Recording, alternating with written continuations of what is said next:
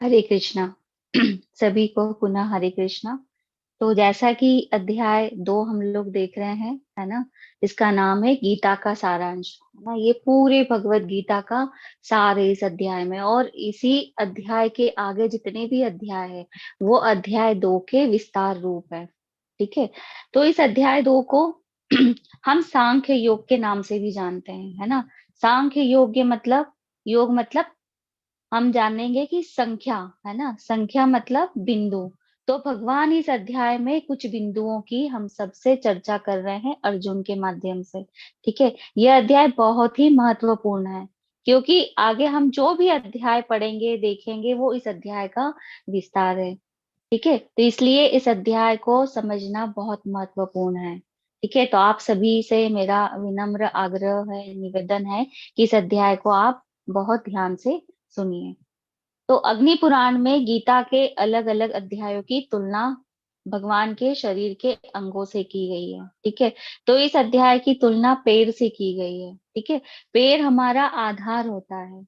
कोई भी व्यक्ति कितना भी ताकतवर क्यों न हो, है ना, अगर उसके पैर ठीक नहीं होंगे तो वो ठीक से खड़ा नहीं हो सकता है। अगर पैर कमजोर होंगे तो ठीक से खड़ा अगर नहीं हो सकता है तो वो आगे भी अपने कार्य ठीक से नहीं कर पाएगा। तो इसी प्रकार यह भगवत गीता अध्याय, पूरी भगवत गीता अध्याय 2 पर टिकी है। ठीक है। और भगवत गीता का ये जो अध्याय क्या है, पूरी भगवत गीता का आधार है।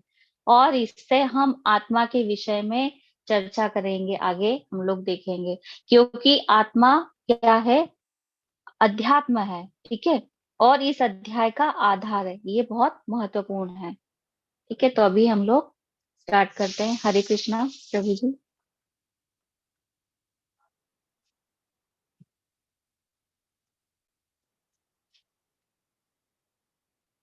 देखिए, अर्जुन में हमने देखा था कि अर्जुन बहुत मतलब अच्छे क्षत्रिय थे, धनुर्धर थे, है ना। उनको पता था, और इस युद्ध की तैयारी उन्होंने पहले से ही की थी, है ना। उनके मन में धैर्य भी था, साहस भी था, बल भी था, क्षमा भी थे, ये सारे गुण थे उनमें, है ना। और युद्ध के लिए अर्जुन ने पहले से भी तैयारी कर रखी थी।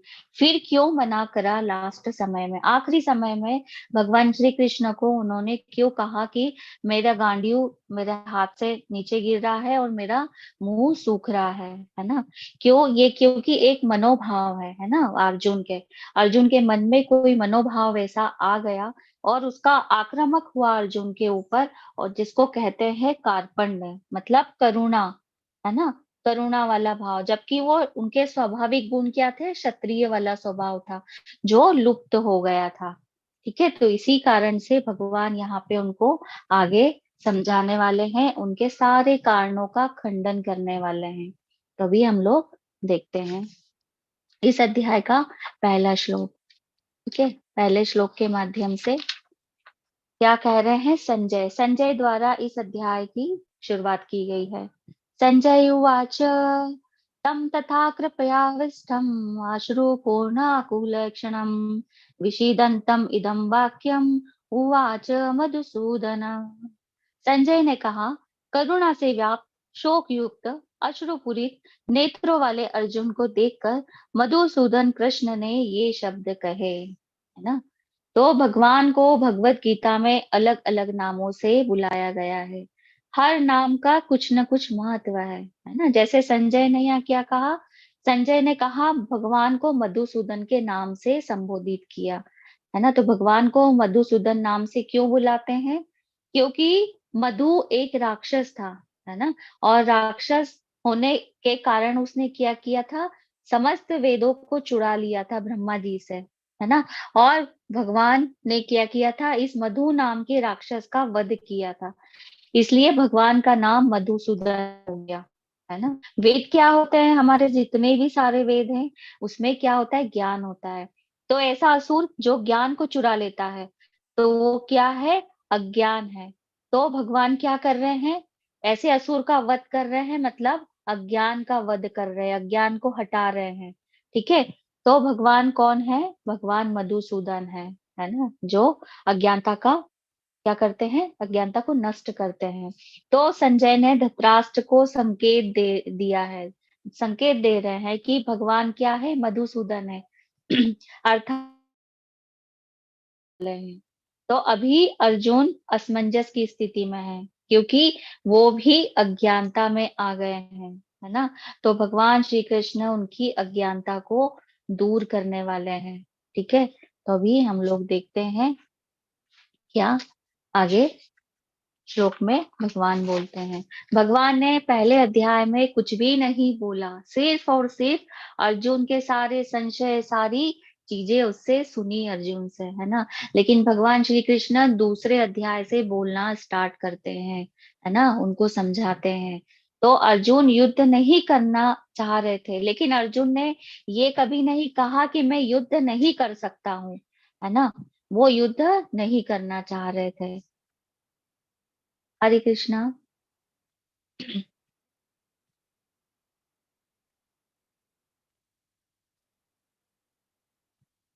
हरे कृष्णा कृष्णा प्रभु जी।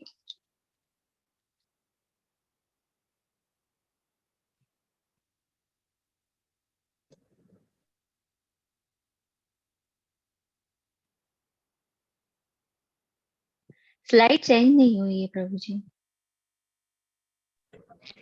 माता जी दूसरा ही श्लोक है ना? हाँ, दूसरा श्लोक है प्रभु जी। जी माता जी। हाँ जी। तो हो सकता है कि अर्जुन युद्ध नहीं करना चाह रहे हैं, तो संसार के लोगों को वो कारण सही लगे, है ना। संसार के लोग अर्जुन की प्रशंसा भी करें कि अपने ही परिवार वालों को वध कर रहे हैं, अपने ही परिवार वालों से अर्जुन युद्ध कर रहे हैं, और जो वो मना कर रहे हैं युद्ध करने का, तो हो सकता है ये सही है सांसारिक दृष्टि से, है ना, अर्जुन की प्रशंसा भी करे। लेकिन भगवान अर्जुन के कारणों का यहाँ पर खंडन करते हैं। तभी हम लोग देखते हैं भगवान अर्जुन से क्या कहते हैं। श्री भगवान उवाच कुतम त्वा कश्मलम इदम विस्मय समुपस्थितम मानव्यम दुष्टम स्वर्गम अकीर्तिम करम अर्जुन। श्री भगवान ने कहा, है अर्जुन, तुम्हारे मन में ये कल्मश आया कैसे? यह उस मनुष्य के लिए तनिक भी अनुकूल नहीं है जो जीवन के मूल्यों को जानता हो।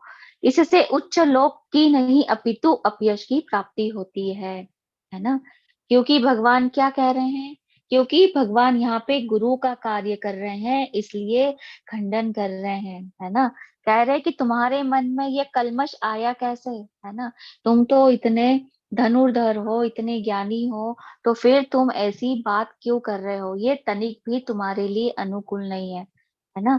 और ये उच्च लोक की नहीं अपितु अपयश की प्राप्ति देने वाला ऐसा विचार है तुम्हारे मन में।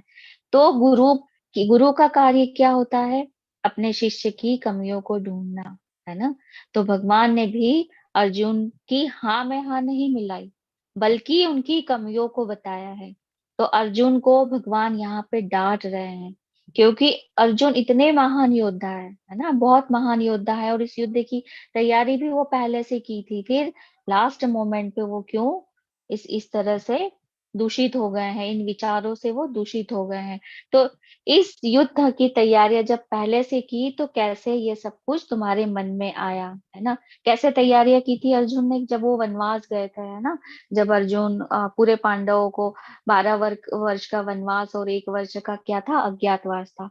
तो उन्होंने अनेक साधनाएं तपस्याएं की थी, है ना। उन्होंने शिव जी से युद्ध करके पशुपास्त्र अस्त्र लिए थे, और दूसरे देवी देवताओं से भी अस्त्र शस्त्र लिए थे। लेकिन जब आज परीक्षा की घड़ी आई, तो अर्जुन क्या कर रहे हैं यहाँ पे? पीछे हट रहे हैं, है ना। तो भगवान यहाँ पे अर्जुन को डांट लगा रहे हैं।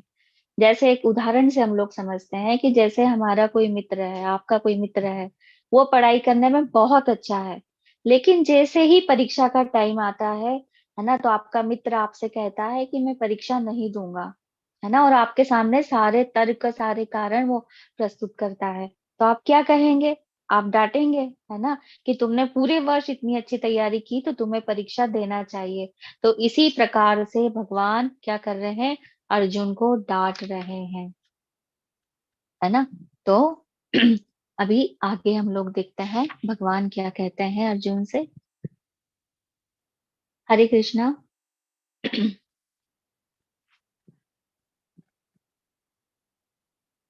बहुत अच्छा श्लोक है ये भगवत गीता का, है ना। हम सभी को ये श्लोक आना चाहिए।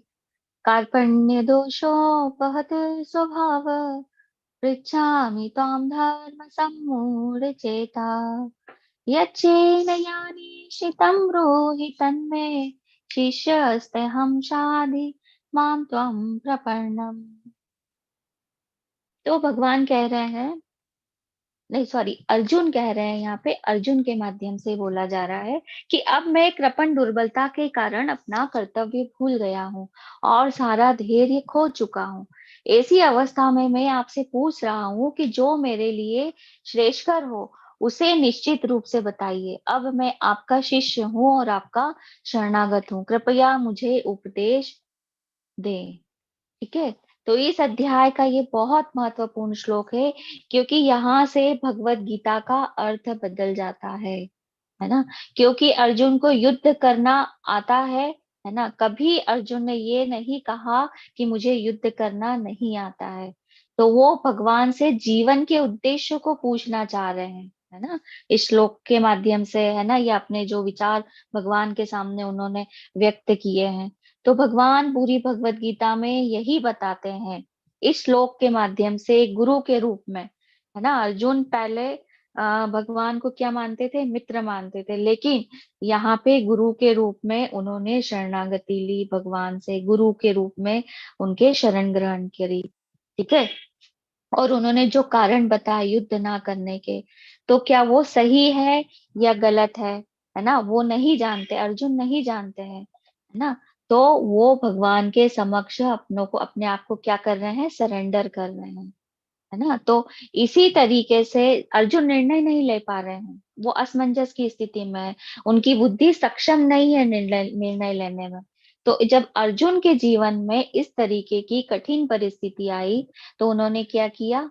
भगवान श्री कृष्ण को अपना गुरु स्वीकार करके उनके सामने सरेंडर किया, है ना। तो इसी तरीके की स्थिति जब हमारे जीवन में भी आती है, आप देखते हैं, है ना, हमारे खुद के जीवन में जब अनिर्णय की स्थिति होती है, हमें क्या सही है, हमारे लिए क्या गलत है, जब हम ये निर्णय नहीं ले पाते हैं, है ना, तो हमें क्या करना चाहिए? हमें भी अर्जुन जैसा ही करना चाहिए। जैसे हम लोग एक उदाहरण से समझते हैं कि एक चोर है, ठीक है। तो चोर को लगता है कि चोरी करना बहुत आसान काम है, और इससे चोर सोचता है कि मैं बहुत ज्यादा पैसे कमा सकता हूँ। तो इसी प्रकार से भी हमें लग सकता है कि हम जो निर्णय कर रहे हैं वो सही है ना।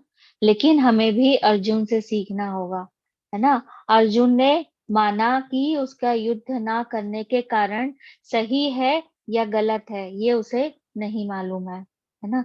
तो भगवान की शरण ग्रहण करने की अर्जुन ने क्या किया? शरण ग्रहण करी है। तो इसी प्रकार हमारे जीवन में कोई भी परेशानी आती है, विषम परिस्थिति आती है, तो हमें अपनी बुद्धि से निर्णय नहीं लेना चाहिए, है ना। हमें अर्जुन को फॉलो करना चाहिए। अर्जुन क्या कर रहे हैं? भगवान की शरण ग्रहण कर रहे हैं, गुरु के रूप में गुरु को स्वीकार कर रहे हैं अपने जीवन में, है ना। तो हमें भी इसके लिए क्या करना चाहिए? गुरु, साधु और शास्त्र, इनकी शरण में जाना चाहिए, जैसे अर्जुन ने किया है। ठीक है। अर्जुन के जीवन में भी ये विषम परिस्थिति आई, तो क्या किया है? वे भी भगवान की शरण में गए और गुरु के रूप में गए, है ना। क्योंकि वो मन की इस करुणा कायरता के कारण, क्या, जो उनका जन्म सिद्ध अधिकार था, क्या अधिकार था? क्षत्रियता वाला, है ना, क्षत्रिय थे वो, तो वो सारा नष्ट हो गया था, है ना। वो निर्णय नहीं ले पा रहे थे, युद्ध करें या जंगल में भाग जाए, ये सब युद्ध छोड़कर, है ना। धनुष बाण रख दिए थे। भगवान ने अर्जुन की इस स्थिति को भाप लिया था, देख लिया था, जान लिया था कि अर्जुन शरीर से तो ठीक लग रहे हैं, है ना, शरीर उनका ठीक है, किंतु युद्ध आरंभ होने से पहले ही उनका मनोबल टूट चुका है ना। भगवान श्री कृष्ण ने ये देख लिया था। तो बिना मन के यह शरीर खड़ा नहीं रह सकता है। तो गुरु के रूप में भगवान ने क्या किया? अर्जुन की समस्याओं को अपने तर्क से, है ना, अपनी बुद्धि से, ज्ञान से, कर्म से, है ना, कर्म की चर्चा से, और उनके जीवन में क्या घटित हुआ पिछला, उससे भगवान ने बताया, है ना, अर्जुन को। भगवान ने और अपना आगे, आप आगे के अध्याय में देखेंगे कि अपना विराट रूप भी बताया, है ना। और विराट रूप का बताकर भगवान ने समझाने की कोशिश की अर्जुन को, है ना। अपने आप को पर ब्रह्म परमात्मा भगवान के रूप में साक्षात दर्शन दिए अर्जुन के समक्ष, है ना, ताकि अर्जुन के संशय दूर किए उन्होंने। तो ये स्थिति सभी के जीवन में आती है। तो जैसे अर्जुन, क्या किया अर्जुन ने, शरणागति की, तो वैसे ही हमारे जीवन में कैसी स्थिति आती है, समझिए। काम, क्रोध, भय, द्वेष, ये सारी स्थिति आती है, और इससे क्या होता है, व्यक्ति के मन का संतुलन बिगड़ जाता है ना। तो ये कैसे संतुलन बिगड़ता है, ये जो हमारी बाह्य इंद्रियां हैं, है ना, और उसके साथ साथ मन भी है, तो इन सबको हमें संयमित रखना होगा, तो ही हम, हमारा मन हमारे संयम में रह सकता है। इंद्रियां, जो हमारी इंद्रियां हैं, है ना, अगर ये वश में नहीं रहती है, तो बाहरी इंद्रिय विषयों को हम हमारे मन के अंदर लेकर आ जाते हैं। और अगर हम छोड़ दें तो भी हमारा मन, जो भीतर का मन है, वो नहीं मानता है ना, क्योंकि विषय का स्वाद मन में जब तक जाएगा, है ना, या विषय हम लोग छोड़ेंगे नहीं, तब तक हम मन से प्रसन्न, शांत और सुखी नहीं हो सकते हैं ना। जैसे समुद्र है, समुद्र में बहुत सारी नदियां आकर मिलती है ना, पर नदियां कभी अपनी मर्यादा नहीं छोड़ती है। ऐसे ही, ठीक है, ऐसे ही इस संसार में रहते हुए अगर हम अपने मन को मर्यादा में नहीं रखते हैं, क्योंकि ये भौतिक संसार है, यहाँ बहुत सारे इंद्रियों के विषय है ना। तो अगर हम अब हमारे मन को मर्यादा में नहीं रखते हैं, मतलब इस संसार के व्यवहारों को स्वीकार भी करें, और कामनाएं भी है, और वो हमारे मन में अगर प्रवेश करती है, तो विभिन्न प्रकार की वो कामनाएं होती है, उससे हमारा मन डिविएट हो जाता है, विचलित हो जाता है। तो उसको, हमारे मन को हमें बचाना चाहिए। और जब तक हम मन को बचाएंगे नहीं, तब तक हमें शांति नहीं मिलेगी। वरना मन भटकता रहेगा, है ना, और उसी भटकाव से डिप्रेशन भी होगा व्यक्ति को। ठीक है। तो जैसे अर्जुन ने किया, वैसे भी हमें साधु, गुरु या शास्त्रों का सहारा लेना चाहिए। हरे कृष्णा। हरे कृष्णा संजय प्रभु जी। हरे कृष्णा माता जी। प्रभु जी, कृष्णा प्रभु जी आई थिंक लेफ्ट हो गए हैं, जी माता जी, मैं शेयर करता हूँ। लीव हो गए हैं वो। जी जी, आप शेयर कर दीजिए प्रभु जी।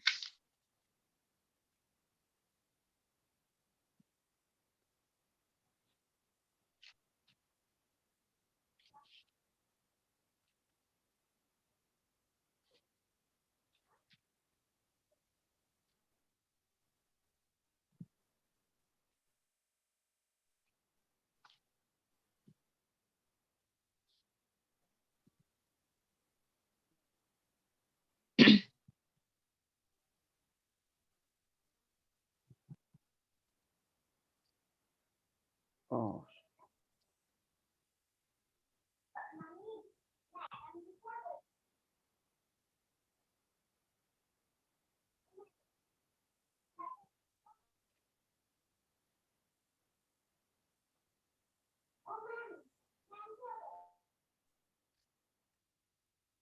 माता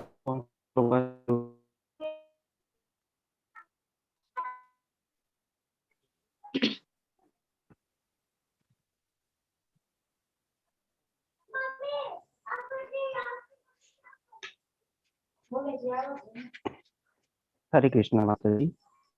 हरे कृष्णा प्रभु जी। माता जी, कौन का चालू था?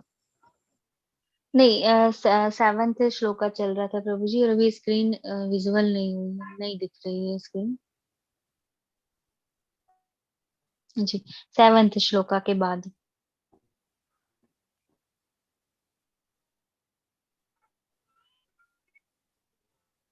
जी माता जी। नहीं, बस यही है प्रभु जी, इसके बाद। जी। ये अच्छा ठीक है, ठीक है, 7 श्लोक का फिर से बता दीजिए प्रभु जी। जी। तो अर्जुन ने क्या किया? भगवान की शरण ग्रहण की, है ना। तो वैसे ही साधु शास्त्र, इनकी शरण हमें ग्रहण करना चाहिए, गुरु की। तो शास्त्र क्या है? शास्त्र भगवान की वाणी है, ठीक है। और गुरु क्या करते हैं? शास्त्रों का संदेश यथा रूप में हम तक पहुंचाते हैं, है ना। गुरु, साधु और शास्त्र से हमें निर्णय लेना चाहिए, क्या जीवन में सही है और क्या गलत है, ये हमें देखना चाहिए। दूसरा, एक और अर्जुन ने भगवान से कहा कि जो मेरे लिए श्रेष्ठकर हो, है ना, श्रेष्ठ हो, वो कहिए, वो बताइए।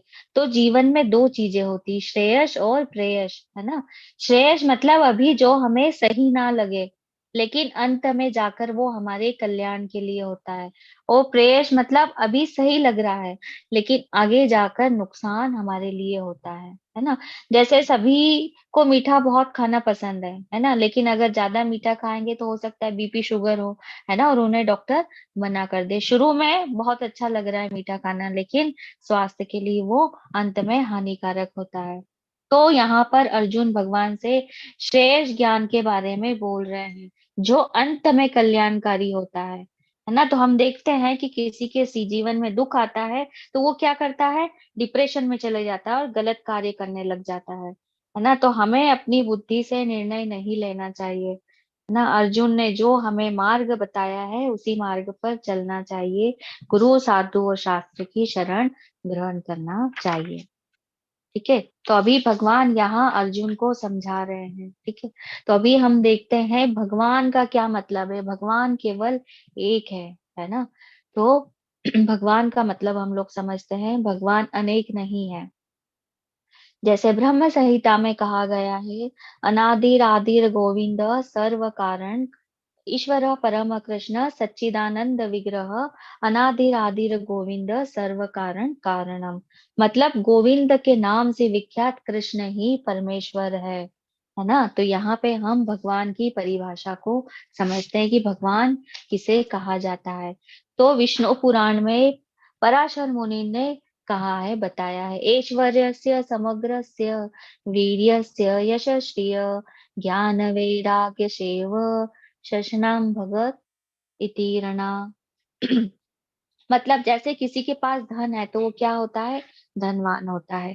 किसी के पास अगर बल है तो वो बलवान होता है, चरित्र है तो वो चरित्रवान होता है। तो भग नाम का ऐश्वर्य अगर है तो वो उसे भगवान कहते हैं, है ना। तो कौन सा ऐश्वर्य है, हम लोग अभी देखते हैं। हाँ, तो भगवान ही परम सत्य है, ठीक है। और उनसे परम सत्य कोई भी नहीं है, ठीक है। तो भगवान के पास है संपूर्ण ऐश्वर्य, ठीक है। उसके बाद फुल स्टॉप, उसके बाद किसी के पास कोई ऐश्वर्य नहीं। संपूर्ण ताकत, संपूर्ण यश, संपूर्ण ज्ञान, संपूर्ण वैराग्य, है ना, संपूर्ण श्री, अगर ये जिनके पास है, ये किसके पास है? ये भगवान श्री कृष्ण के पास है। इसलिए भगवान श्री कृष्ण को क्या कहते हैं? भगवान कहते हैं। 6 चीजें ये पाई जाती है, इसलिए उन्हें भगवान कहते हैं, ठीक है। तो भगवान को समझने के 3 चरण होते हैं, अभी हम लोग देखते हैं। अभी हमने भगवान किसे कहते हैं ये देख लिया। अभी भगवान को समझने के, रियलाइजेशन के 3 स्टेप होती है, परम सत्य को जानने के 3 स्तर, 3 तरीके। तो श्रीमद् भागवतम में कहते हैं, वदंती तस्य विदम तस्य यदम ज्ञानम अद्वयम् ब्रह्म इति परमात्मा इति भगवान इति सत्यते। यानी परम सत्य को जानने वाले इसको 3 तरीकों से समझते हैं, ठीक है। पहला तरीका होता है ब्रह्म इति। ब्रह्म क्या है? ब्रह्म भगवान का निराकार स्वरूप है ना। कुछ जो निराकारवादी होते हैं वो ब्रह्म के रूप में भगवान को जानते हैं। ये पहला चरण है। कोई व्यक्ति किसी वस्तु से अगर दूर है तो वो उस चीज को नहीं समझ पाता है ना। तो अभी हम क्या है, अगर कोई व्यक्ति भगवान से दूर है तो पहली स्टेप हो गई उनकी ब्रह्म स्तर वाला, ठीक है। तो ये ब्रह्मेति है, ठीक है। हाँ, और फिर दूसरी स्टेप अगर कहेंगे तो परमात्मा इति, ठीक है, जैसे एक बहुत अच्छे उदाहरण से हम लोग समझते हैं, सिंपल सा उदाहरण है, अभी आपके सामने है, ठीक है। अभी आपको क्या दिखाई दे रहा है, एक किनारा दिखाई दे रहा है ना। अभी आप सोचिए कि उस किनारे पे कुछ भी नहीं है, अभी आप बहुत दूर है उस किनारे से, तो आपको क्या दिखाई देगा, केवल प्रकाश ही प्रकाश दिखाई देगा उस किनारे पर। लेकिन थोड़ा सा अगर हम करीब जाते हैं, आप करीब जाते हैं, तो आपको क्या दिखाई देगी, वहां लाइट है ना, और तेज लाइट हुई वो। लेकिन आप देखते हैं कि मैं थोड़ा और पास जाकर देखता हूँ या देखती हूँ, वहां क्या दिखाई दे रहा है, तो आपको उस लाइट में कुछ दिखाई दे रहा है या एक पेड़ दिखाई दे रहा है, ठीक है। लेकिन अभी दूर थे तो कुछ भी नहीं दिखाई दिया, लेकिन थोड़ा नजदीक गए तो एक पेड़ भी नजर आया, ठीक है।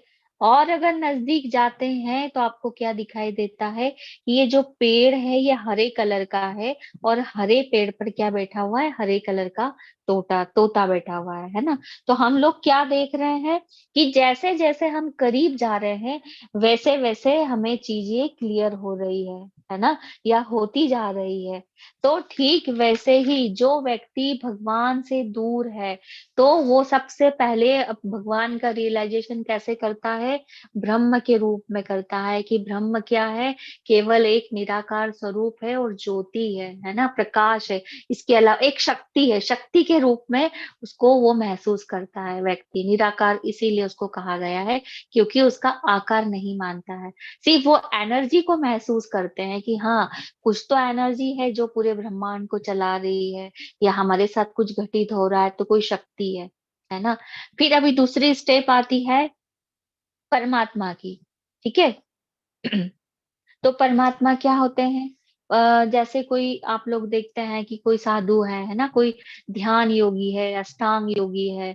आप देखते हैं योगी लोग जो होते हैं तो वो क्या करते हैं, ध्यान लगाते हैं, है ना। तो ध्यान में उनको ये रियलाइजेशन होता है कि परमात्मा हमारे अंदर है ना। पहला पहला चरण हो गया निराकार, ब्रह्म ज्योति वाला, लाइट वाला, शक्ति वाला। दूसरे चरण में अगर थोड़ा और करीब जाते हैं, कोई व्यक्ति भगवान से और थोड़ा अटैच होते हैं, तो उसको परमात्मा फॉर्म में वो समझते हैं, है ना, कि एनर्जी तो है, वो कंट्रोल कर रही है, लेकिन एनर्जी हमारे अंदर भी है ना, आत्मा के साथ भगवान या परमात्मा भी बैठे हैं। तो ये दूसरा स्वरूप हो गया, दूसरा चरण हो गया कि भगवान हमारे अंदर विराजित है, ऐसा मानते हैं। तो वो भगवान को परमात्मा फॉर्म में जानते हैं, ठीक है। लेकिन और अगर थोड़ा सा जैसे हम किनारे पे करीब गए पेड़ के, तो हमें पेड़ के साथ साथ तोता भी दिखाई दिया।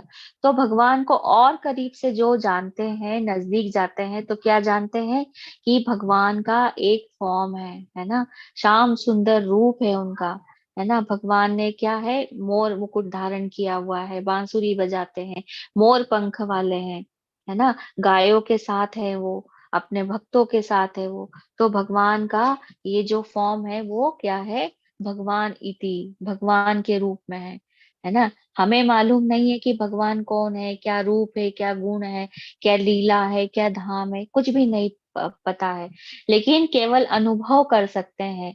तो भगवान के प्रारंभ की स्थिति में जो हमें भगवान की अनुभूति होती है, उसे निराकार ब्रह्म कहते हैं, ठीक है। फिर दूसरी अनुभूति, जब हम अध्यात्म में आगे बढ़ते हैं, तो हमें कोई भी कार्य हम करते हैं तो अंदर से एक आवाज आती है ना, कि हम सही कर रहे हैं। या आप लोग भी ये रियलाइजेशन किया होगा कि अगर कोई कार्य कर रहे हैं आप, तो अंदर से आवाज आती है कि नहीं, ये गलत भी हो, गलत है ना। लेकिन हम उस अंदर की आवाज को दबा देते हैं, है ना, सुनते नहीं है। सही है या गलत है, वो हमारे हृदय में हमें परमात्मा बताते हैं, ठीक है, संकेत देते हैं कि ये गलत है। तो कुछ लोग उसे छठी इंद्री कहते हैं, पर वास्तव में वो छठी इंद्री नहीं होती है, वो परमात्मा होते हैं, है ना। और परमात्मा का ये दूसरा अनुभव परमात्मा के रूप में होता है, ठीक है। अब ये तीसरा हम देखते हैं भगवान।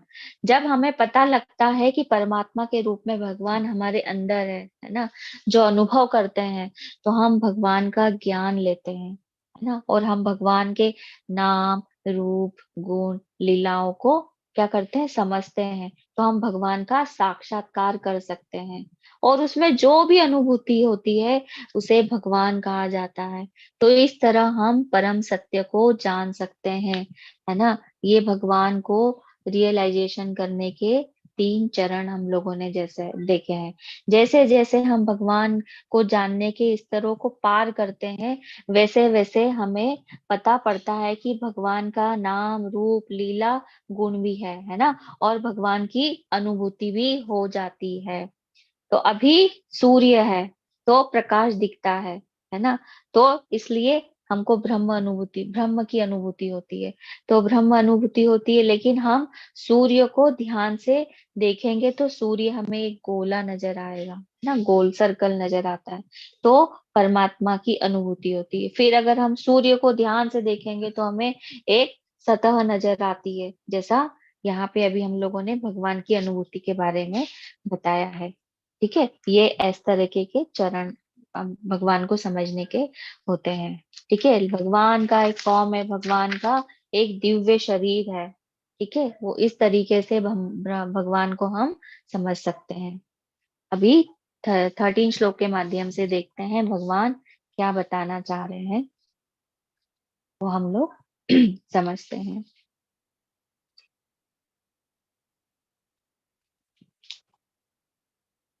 देखिए, अभी यहाँ पर हम लोग समझेंगे कि व्यक्ति के मन में बहुत सी जिज्ञासाएं होती है ना, और हर व्यक्ति कुछ न कुछ ढूंढ रहा है ना।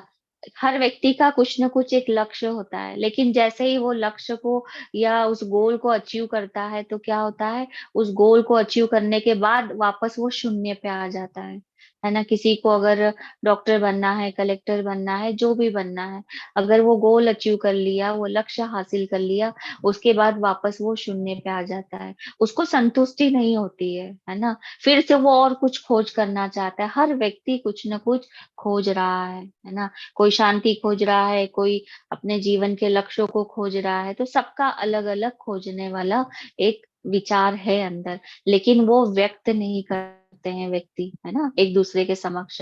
लेकिन हर व्यक्ति कुछ न कुछ खोज रहा है। तो अभी खोज खोज क्या रहा है ना, ये देखना है। तो इसी अध्याय से हमें पता पड़ता है कि हम क्या खोज रहे हैं। अभी हम लोग भी ये सोचते हैं, है ना, कभी कभी हमारे मन में विचार आता है कि मैं कौन हूँ, है ना, कहाँ से आया हूँ, है ना। और जैसे अभी हम देखेंगे इस अध्याय में कि भगवान आत्मा का वर्णन करेंगे, तो आत्मा क्या है ना। आत्मा अगर है तो वो कैसे वर्क करती है ना। ये शरीर कैसे हम लोगों को मिला है अगर आत्मा है तो, है ना। और हमारा स्वरूप क्या है, आत्मा कितनी बड़ी होती है, छोटी होती है या बड़ी होती है, ये भौतिक प्रकृति क्या है। तो बहुत सारे क्वेश्चनिंग हमारे दिमाग में होती है। तो अभी हम लोग देखते हैं यहाँ पे और ये भी देखेंगे कि आत्मा किस तरीके से शरीर धारण करती है। ठीक है, तो अर्जुन ने जो 5 कारण दिए थे युद्ध ना करने के, तो भगवान उनका यहाँ से खंडन करते हैं, है ना।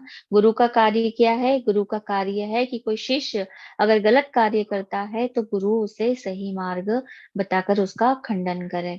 ठीक है, तो अर्जुन ने पहला कारण दिया था दया, तो भगवान इस श्लोक के माध्यम से उसका खंडन कर रहे हैं। श्लोक नंबर 13 है और ये हम लोग देख रहे हैं।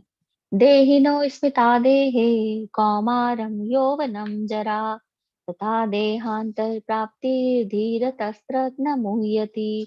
जिस प्रकार शरीरधारी आत्मा इस वर्तमान शरीर में बाल्य अवस्था से तरुण अवस्था में और फिर वृद्धावस्था से निरंतर अग्रसर होता रहता है, उसी प्रकार मृत्यु होने पर आत्मा दूसरे शरीर में चला जाता है। धीर व्यक्ति ऐसे परिवर्तन से मोह को प्राप्त नहीं होता, है ना। तो अर्जुन ने पहला कारण दिया दया।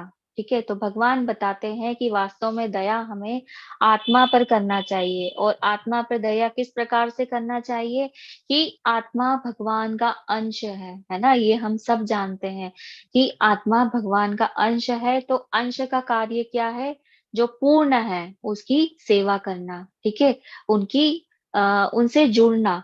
तो ये हमारा हमें आत्मा पे इस तरीके से दया दिखाना चाहिए और उसको भगवान से हमें जोड़ना चाहिए। ठीक है, शरीर पर नहीं, है ना, क्योंकि वास्तव में हम क्या है, आत्मा है। जैसे कोई व्यक्ति डूब रहा है, ठीक है, तो व्यक्ति के हम लोग कपड़े बचाएंगे या उसके शरीर को बचाएंगे। तो इसी प्रकार हम शरीर नहीं आत्मा है। तो अर्जुन अभी शारीरिक दृष्टि से देख रहे हैं, इस कारण से निर्णय नहीं ले पा रहे हैं, है ना। अ, जैसे दो भाई है, एक पुलिस में है ना, और दूसरा चोर है। तो पुलिस वाला भाई चोर भाई को नहीं पकड़ रहा है, क्योंकि उसको लग रहा है कि ये मेरा भाई है और मुझे इसे नहीं पकड़ना चाहिए। लेकिन वो पुलिस में है तो उसका कर्तव्य है कि चोरों को पकड़े, ठीक है, पकड़ने की कोशिश करे। तो ऐसी स्थिति भी अर्जुन के साथ है, वो असमंजस में है, ठीक है, असमंजस की स्थिति में है, क्योंकि वो शारीरिक दृष्टि से अपने संबंधों को देख रहे हैं, अभी शारीरिक दृष्टि से वो सोच रहे हैं, क्योंकि अर्जुन की चेतना शरीर के स्तर पर है ना, न कि अभी आत्मा की दृष्टि से वो सोच रहे हैं, है ना। तो भगवान इस श्लोक में कह रहे हैं कि शरीर नहीं, हम आत्मा है। तो हम कैसे समझ सकते हैं कि हम शरीर नहीं आत्मा है, क्योंकि हम हर क्षण बदल रहे हैं, मतलब हमारा शरीर हर क्षण बदल रहा है ना। कैसे बदल रहा है, आप बचपन की फोटो देखिए, है ना, और फिर अभी की फोटो देखिए, तो ये परिवर्तन आपको नजर आएगा, है ना। आगे हम देखते हैं कि वृद्धावस्था भी होगी तो भी हमें बदलाव हो जाएगा। तो हमारा शरीर हर पर बदल रहा है, लेकिन हम नहीं बदल रहे हैं, हम वही के वही है ना। कुमार अवस्था, यौवन अवस्था, वृद्धावस्था आती है और शरीर बदल रहा है, ठीक है। इससे सिद्ध होता है कि हम शरीर नहीं आत्मा है। हम ये नहीं कहते हैं, अगर आत्मा नहीं होते तो फिर हम ये नहीं कहते ये मेरा हाथ है, ये मेरा मुंह है, ये मेरा कान है ना। हम वाकई में आत्मा है वास्तव में, है ना। और अगर आत्मा नहीं होते तो फिर हमारा शरीर नहीं बदलता, ठीक है। तो इसके लिए कि हम शरीर नहीं आत्मा है, इसके लिए हमें बड़ी बड़ी तपस्या करने की जरूरत नहीं है। शरीर हमारा हर क्षण बदल रहा है, इसी के आधार पर हम शरीर नहीं आत्मा है कह सकते हैं, है ना। हरे कृष्णा प्रभु जी।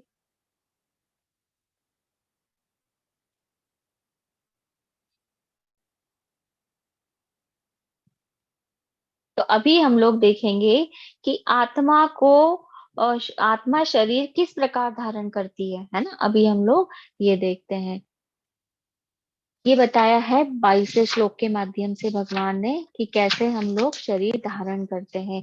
वांसांसि जीर्णानि यथा विहाय नवानि गृहाति नरः पराणि तथा शरीराणि विहाय जीर्णानि अन्यानि संयाति नवानि देहि।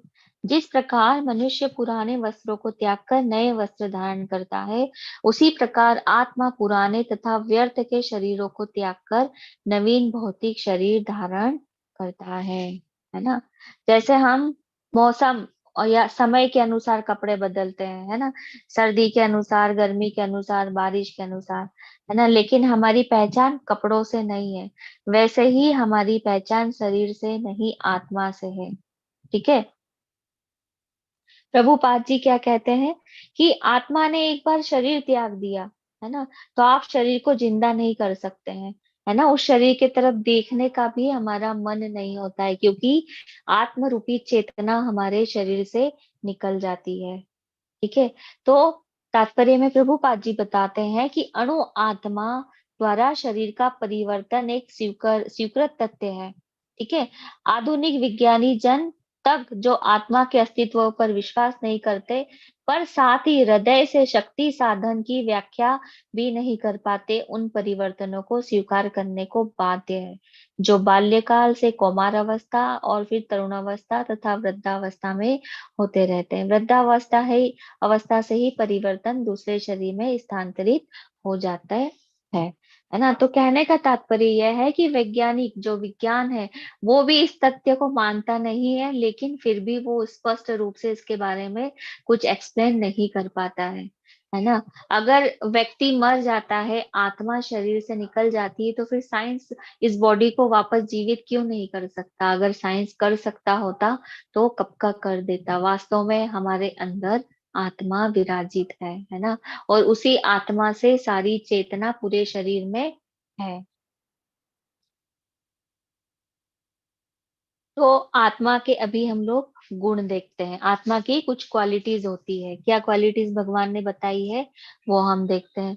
नैनम छिन्दन्ति शस्त्राणि, नैनम दहति पावक, न चैन केदयन् तापो, न शोषयति मारुतः।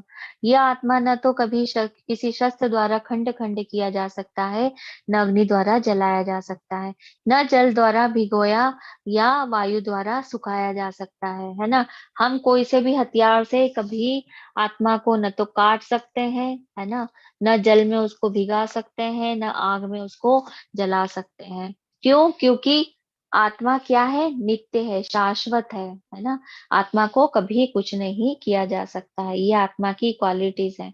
जब हम शरीर लेवल पर, है ना, अगर न सोचकर आत्मा के लेवल पर सोचेंगे तो हमारी लाइफ में परिवर्तन होगा, है ना। हमें शरीर के लेवल पर नहीं सोचना है, आत्मा के लेवल पर सोचना है। अभी आपको पता है आत्मा का साइज क्या है? आत्मा कितनी बड़ी होती है ना।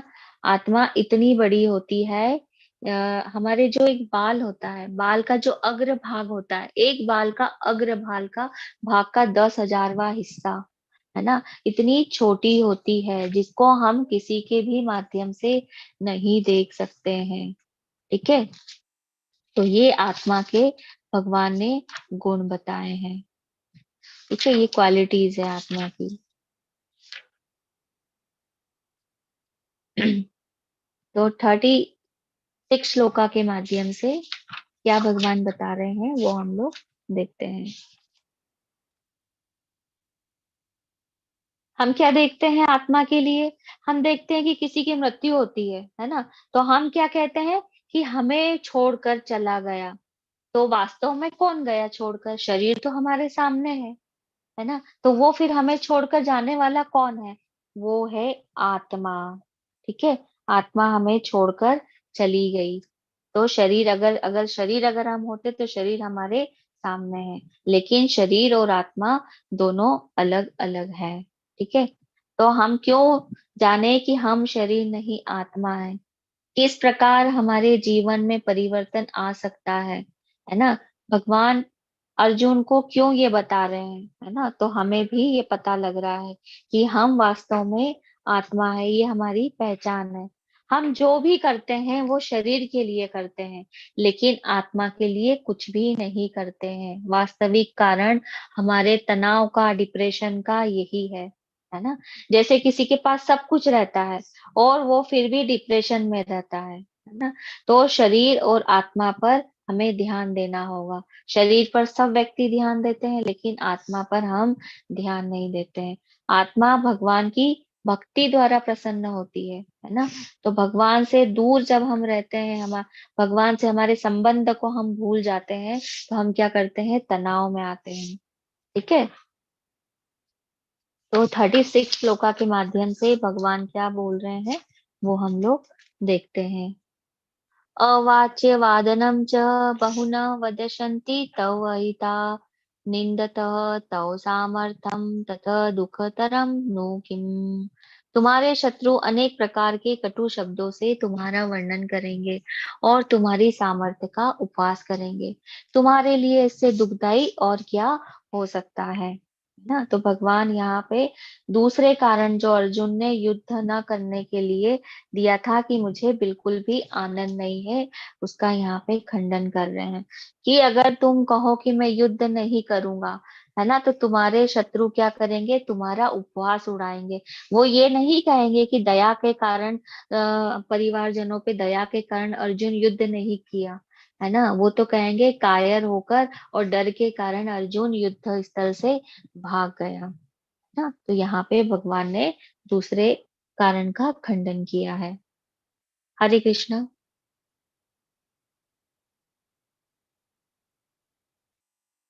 37 श्लोका में कह रहे हैं भगवान, हत वा प्राप्यसि स्वर्गम जित्वा वा भोक्ष्यसे महीम तस्मात् उत्तिष्ठ कौन्ते युद्धाय कृत निश्चय। हे कुंती पुत्र, तुम यदि युद्ध में मारे जाओगे तो स्वर्ग प्राप्त करोगे, और यदि तुम जीत जाओगे तो पृथ्वी के साम्राज्य का भोग करोगे। अतः दृढ़ संकल्प करके खड़े हो जाओ और युद्ध करो, है ना। अगर तुम युद्ध करोगे तो युद्ध में मारे जाने पर, क्योंकि तुम अपने कर्तव्य के पालन करने पर मृत्यु को प्राप्त होगे तो तुम्हें स्वर्ग का लोक मिलेगा, स्वर्ग भोगोगे। और अगर जीतोगे तो पृथ्वी का राज्य भोगोगे, मतलब चित भी तुम्हारी और पट भी तुम्हारी। ठीक है, तो अर्जुन के दूसरे संशय संशय का यहाँ पे भगवान ने खंडन किया। हरे कृष्णा।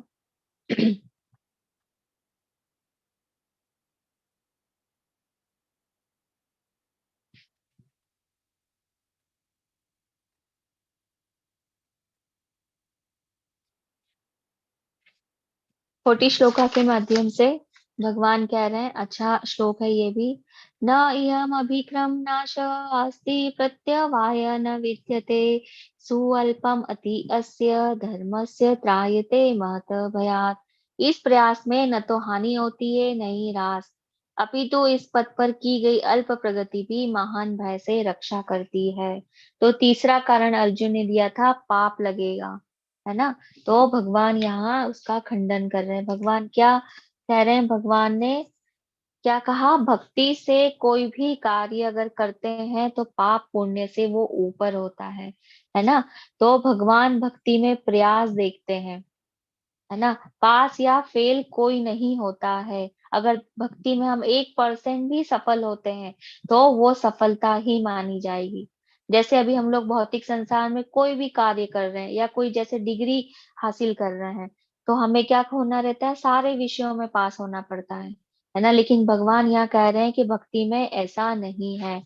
भक्ति में कोई थोड़ा सा भी प्रयास करता है तो क्या होता है, वो पास ही माना जाता है। ठीक है, जैसे जटायु, है ना, सीता माता को जब ले जा रहा था रावण, तो जटायु ने रोका था, है ना। लेकिन जब जटायु ने रोका तो फिर वो क्या हुआ, मृत्यु को प्राप्त हुआ। तो अंतिम समय में स्वयं भगवान राम वहां पहुंचे और उसका अंतिम संस्कार किया। लेकिन भगवान राम ने अपने पिता दशरथ का भी अंतिम संस्कार वो नहीं कर पाए थे। इसलिए भगवान केवल प्रयास देखते हैं। ठीक है, चौथा कारण अब अर्जुन ने दिया था, परंपराओं का टूटना, है ना, पारिवारिक परंपराओं को नष्ट होना। तो भगवान कह रहे हैं कि जो वेदों के कर्म कांड से ऊपर उठ जाते हैं, है ना, मतलब पारिवारिक परंपराएं क्या होती है, कर्म कांड की श्रेणी में आती है। तो भगवान यहाँ बता रहे हैं कि जो कर्म कांडों से हमें ऊपर उठना चाहिए। ठीक है, और कर्म कांड से ऊपर उठे, और वेदों में क्या लिखा है, ज्ञान कांड दिया है, कर्म कांड दिया है और उपासना कांड दिया है। लेकिन लोग क्या करते हैं, केवल कर्म कांड से आसक्त हो जाते हैं। ठीक है, तो अभी हमें क्या करना चाहिए, हमें इन कर्म कांडों से ऊपर उठना चाहिए। वेदों का उद्देश्य क्या है, वेदों का उद्देश्य भगवान को जानना है ना। तो बुद्धिमान व्यक्ति कर्म कांड नहीं करता है, उसमें नहीं उलझता है। तो भगवान कहते हैं कि तुम मेरे लिए कार्य करते हो तो कर्म कांड करने की जरूरत नहीं है। ठीक है, समाज, परिवार, पितरों, सभी की चिंता करने की जरूरत नहीं है ना। और हम, अगर हम कर्म कांड से ऊपर उठकर केवल भगवान के लिए कुछ करते हैं, श्री कृष्ण के लिए कुछ करते हैं, तो उसमें सब प्रसन्न हो जाते हैं, है ना। विभीषण ने क्या किया था, हमने रामायण में देखा था, आपने सुना भी होगा कि विभीषण ने भगवान की शरण ग्रहण की थी, है ना, और उसे सब कुछ मिल गया सिर्फ और सिर्फ भगवान की शरण ग्रहण करने से, है ना। और रावण ने क्या किया, तपस्या की, है ना, कठिन तपस्याएं की, तब जाकर उसको लंका मिली। लेकिन विभीषण क्या किया, भगवान के जो भक्त होते हैं ना, बहुत चतुर होते हैं, उन्होंने सिर्फ भगवान की भक्ति करके वो सब कुछ प्राप्त कर लिया जो रावण ने कई सालों तक तपस्या करके प्राप्त करा, और वो भी फिर उससे छूट गया, है ना। तो हाँ, जो भक्ति में कुछ भी किया जाता है उसमें कभी भी पाप पुण्य नहीं होता है, पाप और पुण्य से भक्ति ऊपर होती है। ठीक है, तो अभी 41 श्लोका के माध्यम से क्या कह रहे हैं भगवान, ये देखते हैं। ये भी बहुत अच्छा श्लोका है। व्यवसायित्मिका बुद्धि एका ये कुरु नंदन, बहुशाखा ही अनंता च बुद्धय व्यवसायिना। जो इस मार्ग पर चलते हैं वे प्रयोजन में दृढ़ रहते हैं, उनका लक्ष्य भी एक होता है। हे कुरुनंदन, जो दृढ़ प्रतिज्ञ नहीं है उनकी बुद्धि अनेक शाखाओं में विभक्त रहती है ना। तो भगवान यहाँ क्या कह रहे हैं, भगवान यहाँ समझा रहे हैं कि कर्म करो, उसके फल से आसक्त नहीं होना है ना। जैसे किसान होता है, किसान क्या करता है, खेती कर रहा है, उसने फसल बोई, लेकिन उसका फल उसके हाथ में नहीं है ना। वो खेती में फसल लेने में सफल होगा या नहीं होगा, वो किस पे है, वो प्रकृति पे निर्भर हो जाता है। मतलब वो कर्म उसने कर दिया, उसने बीज बो दिया, अनाज उगा लिया, उसकी देखभाल कर ली, लेकिन अनाज प्राप्त करने में वो कितना सफल होगा उसको नहीं पता है। बारिश अच्छी होगी या बारिश से फसल खराब हो जाएगी, या धूप के कारण फसल खराब हो जाएगी। तो किसान का कर्तव्य है केवल क्या करना, कृषि करना, खेती करना, बीजों को बोना, उसकी देख रेख करना। ठीक है।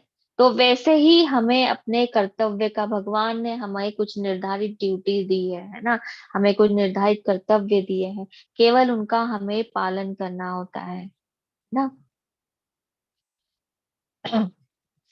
हरे कृष्णा। तो वैसे ही भगवान यहाँ अर्जुन को कह रहे हैं ना। तो भगवान यहाँ पे 5 कारणों का भगवान ने खंडन कर दिया। असमंजस की स्थिति जो थी, वो उसके जीवन में, अर्जुन के जीवन में सही गुरु आने से और उन गुरु की बुद्धि से चलने से क्या हुई, टूटी, मतलब बाहर हुए वो असमंजस की स्थिति से। तो हमारे जीवन में भी जब कोई ऐसी स्थिति आती है, तो गुरु, साधु और शास्त्र का हमें सहारा लेना होता है ना। अपनी बुद्धि से निर्णय नहीं लेना होता है। ठीक है।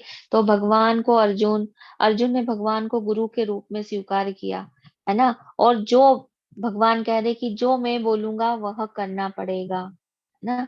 जैसे प्रभुपाद जी के गुरु ने कहा कि पाश्चात्य देश में जाकर प्रचार करो, तो प्रभुपाद जी ने भी वो ही किया। ठीक है। तो ये 5 कारणों का पूरा बता दिया भगवान ने अर्जुन को। अभी हम लोग आगे देखते हैं 45 श्लोका में।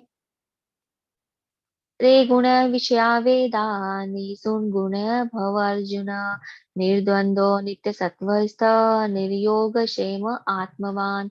वेदों में मुख्यतः प्रकृति के तीनों गुणों का वर्णन हुआ है।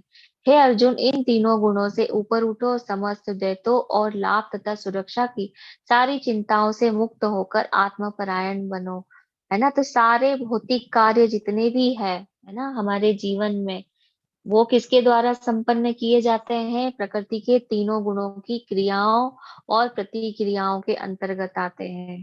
ठीक है। तो भगवान कह रहे हैं कि इन प्रकृति के तीनों गुणों से ऊपर उठना है ना। आगे हम लोग और बहुत विस्तार से प्रकृति के तीनों गुणों के बारे में चर्चा करेंगे। भगवान आगे बहुत अच्छे से बताने वाले हैं। हरे कृष्णा। 47 श्लोका के माध्यम से, 47वें श्लोका के माध्यम से भगवान कह रहे हैं, कर्मण एव अधिकार ते मा फलेषु कदाचन, मा कर्म फल हेतु भू मा ते संगस्तु अकर्मणि। तुम्हें अपना कर्म करने का अधिकार है, किंतु कर्म के फलों के तुम अधिकारी नहीं हो। तुम न तो कभी अपने आप को अपने कर्मों के फलों का कारण मानो, न ही कर्म न करने में कभी आसक्त हो। ठीक है। यहाँ पर 3 चीजें विचारनी है, कर्म, विकर्म और अकर्म, है ना। मतलब कर्म मतलब स्वयं के लिए किए जाने वाले कार्य, शरीर के लिए किए जाने वाले कार्य, है ना। और विकर्म मतलब बुरे कर्म, और अकर्म मतलब भगवान के लिए किए जाने वाले कर्म, है ना। तो भगवान कह रहे कर्म करो, उसके फल से आसक्त नहीं हो। जैसे मैंने अभी पहले भी आपको उदाहरण दिया था, किसान वाला, है ना। किसान बीज बो रहा है, फसल उगा रहा है, लेकिन फसल अच्छी होगी या नहीं होगी, फल अच्छे प्राप्त होंगे या नहीं होंगे, वो उस पर डिपेंड नहीं है। उसका कर्तव्य केवल क्या है, फसल को बोना। ठीक है। तो हमें अपने कर्तव्य का पालन करना है ना। कोई, जैसे कोई स्टूडेंट फर्स्ट आता है ना, उसे अच्छी कॉलेज मिलती है, उसमें उसका एडमिशन हुआ, है ना, लेकिन एक तो क्या हुआ, उसने सुसाइड कर लिया। तो भगवान इसी तरीके से यहाँ समझा रहे हैं, कर्म करना हमारे हाथ में है, फल प्राप्त करना हमारे हाथ में नहीं है। मतलब कहने का तात्पर्य भगवान का यहाँ है, जैसे मैंने कोई बुक्स लिखी है ना, अभी बुक्स लिखना मेरे हाथ में था, लेकिन व्यक्ति खरीदेगा या नहीं खरीदेगा ये हमारे हाथ में नहीं है। बुक लिखने तक ही हमारा कार्य सीमित था, है ना। उसके बाद क्या हो गया, वो कर्म हमारे हाथ में नहीं रहा है। इसलिए उसमें 100% देकर हम वो कर्म कर सकते हैं, लेकिन जब वो कर्म हमारे हाथ में नहीं रहता है तो उसके फल की भी चिंता हमें नहीं करना चाहिए। ठीक है, तो भगवान यहाँ ये समझा रहे हैं अर्जुन को। हरे कृष्ण।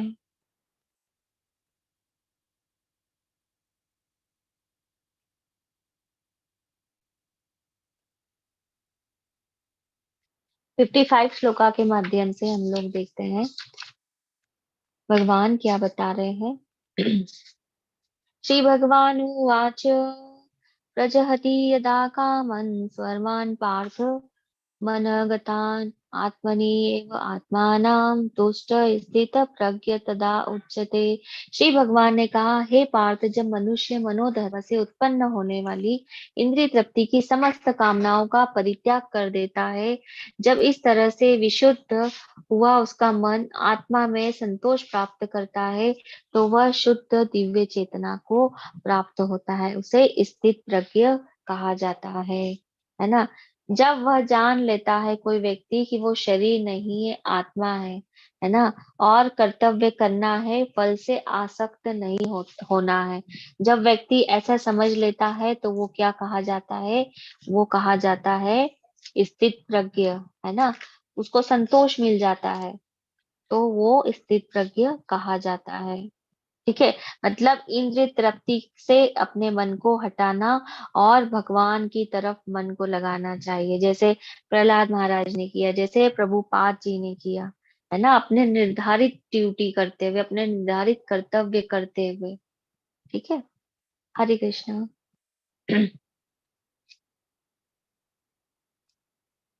हरे कृष्ण प्रभु जी।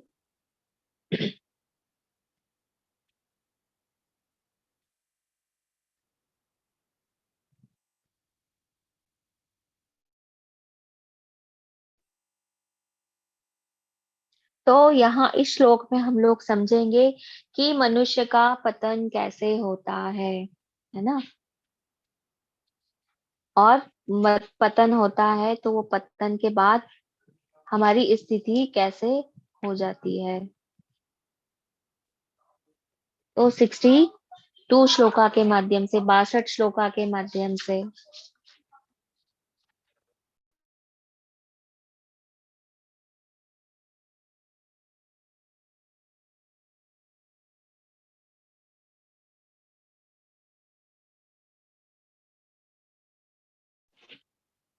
इस श्लोक में बोला गया है भगवान द्वारा, ध्यायत विषयान् पुंसां संगतेषु उपजायते, संगात् संजयते कामः, कामात् क्रोध अभिजायते। इंद्रिय विषयों का चिंतन करते हुए मनुष्य की उसमें आसक्ति उत्पन्न हो जाती है, और ऐसी आसक्ति से काम उत्पन्न होता है, फिर काम से क्रोध प्रकट होता है ना। तो अभी हम कभी किसी इंद्रिय विषयों का क्या करते हैं, सोचते हैं, है ना। तो उस सोच से हमारे अंदर इंद्रिय विषयों के प्रति आसक्ति उत्पन्न होती है। ठीक है, और उससे आसक्ति उत्पन्न होती है तो हमारे में फिर डिजायर बढ़ती है ना, काम बढ़ता है। काम को डिजायर भी कहा जाता है। वो डिजायर बढ़ती है ना, और अगर वो चीज हमें वस्तु नहीं मिलती है तो फिर हमारे अंदर क्रोध प्रकट होता है ना। तो हम देखते हैं क्रोध के बाद क्या होता है। हरे कृष्णा प्रभु जी।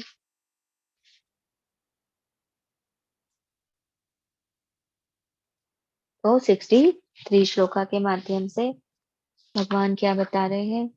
क्रोधात् भवति सम्मोह, सम्मोहात् स्मृति विभ्रमः, स्मृति भ्रशान् बुद्धि नाशा, बुद्धि नाशत प्रणश्यति। क्रोध से पूर्ण मोह उत्पन्न होता है और मोह से स्मरण शक्ति का विभ्रम हो जाता है, और जब स्मरण शक्ति भ्रमित हो जाती है तो बुद्धि नष्ट हो जाती है, और बुद्धि नष्ट होने पर मनुष्य भवकूप में पुनः गिर जाता है है ना। जब क्रोध उत्पन्न होता है तो क्रोध से मोह, हमारी बुद्धि क्या हो जाती है, मोहित हो जाती है। हमें सही गलत का कुछ भी पता नहीं होता है जब क्रोध के आवेश में हम होते हैं तो। और जब मोह से हमारी बुद्धि ग्रसित हो जाती है तो हमारी सोचने समझने की शक्ति भी क्या हो जाती है, भ्रमित हो जाती है। हम भ्रम भ्रम में पड़ जाते हैं, बुद्धि भी भ्रमित हो जाती है। और जब हमारी ऐसी स्मरण शक्ति हो जाती है भ्रमित वाली, तो बुद्धि का क्या हो जाता है, पतन होता है, नष्ट होने लगती है बुद्धि। और बुद्धि नष्ट होती है तो मनुष्य सही गलत का कुछ भी पता नहीं कर पाता है, तो पुनः वह भवकूप में गिर जाता है, उसका पतन हो जाता है। ठीक है।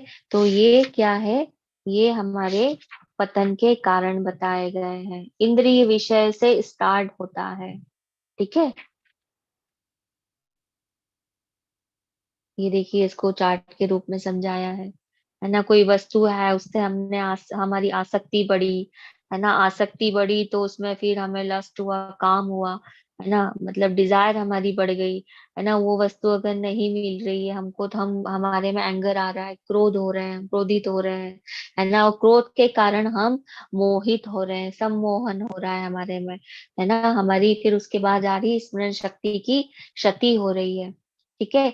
और इस क्षति से हमारी बुद्धि की हानि हो रही है और फिर हमारा पतन हो रहा है। तो ये क्रम ऐसा हमारी लाइफ में चलता रहता है ना। इंद्रियों को किसी न किसी कार्य में लगाते रहना चाहिए हमें। और किस में लगाना चाहिए, भगवान का एक नाम क्या है, ऋषिकेश। मतलब ऋषिकेश मतलब भगवान हमारे इंद्रियों के स्वामी है ना। तो हमें हमारी समस्त इंद्रिया किस में लगा देनी चाहिए, भगवान के कार्यों में लगा देनी चाहिए, भगवान की सेवा में लगा देनी चाहिए, है ना। हमारा कर्तव्य करते हुए ये हम कर सकते हैं, है ना। व्यक्ति कह सकता है कि फिर अगर हम भगवान की सेवा करेंगे तो हमारे कार्य कब करेंगे, है ना। कार्य करना भी जरूरी है, लेकिन सारे कार्य करते हुए भी हम भगवान को सेंटर में रखकर ये सारे कार्य कर्तव्य पूर्ण कर सकते हैं, है ना। अगर इंद्रियां हम भगवान में लगाते हैं तो इंद्रियां क्या है, इंद्रियां सर्प के समान है ना। वो हमें डसेगी नहीं, है ना। वो हमें प्रभावित नहीं करेगी। इंद्रियां कंट्रोल में आने लगती है ना, जब हम, क्योंकि इंद्रियों के स्वामी कौन है, भगवान है। और हमारी सारी इंद्रियां जब हम भगवान के इसमें लगा देते हैं तो इंद्रियां कंट्रोल में आने लगती है। ठीक है। और अभी हम इस भौतिक जगत में क्या कर रहे हैं, हम इंद्रियों विषयों के अधीन है ना। लेकिन जब हम जैसे ही हमारी इंद्रियों को भक्ति में लगा देते हैं, भगवान की सेवा में लगा देते हैं, तो इंद्रियां कंट्रोल में आने लगती है। ठीक है। हरे कृष्णा। और इंद्रिय तृप्ति के लिए, इंद्रिय विषयों के सुख की तरफ हमारी इंद्रियां कम जाती है जब भगवान की शरण में हम अपने आप की इंद्रियों को लगा देते हैं तब। तो अभी ये अध्याय यही समाप्त हुआ है। अभी प्रभुपाद जी के कुछ कथन हम लोग देख लेते हैं, कुछ शब्द। तो मनुष्य कृष्णा भावनामृत या दिव्य जीवन को एक क्षण में प्राप्त कर सकता है, और हो सकता है कि उन्हें उसे लाखों जन्मों के बाद भी प्राप्त हो। यह तो सत्य समझने और स्वीकार करने की बात है। जैसे खटांग महाराज ने अपनी मृत्यु के कुछ मिनट पूर्व कृष्ण के शरणागत होकर ऐसा जीवन अवस्था प्राप्त कर ली।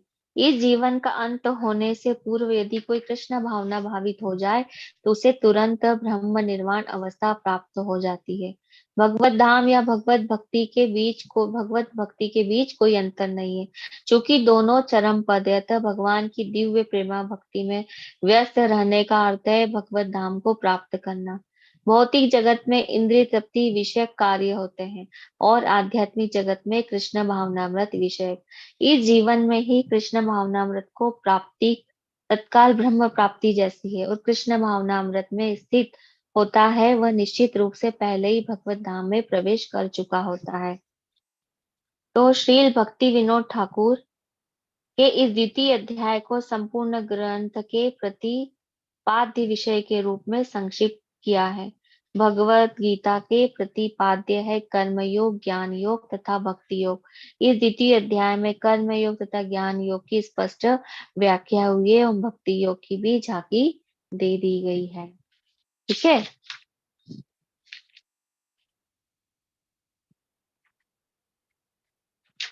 तो यहाँ पर हमने ये अध्याय थोड़ा बड़ा था, है ना, क्योंकि पूरी भगवत गीता का ये सार है।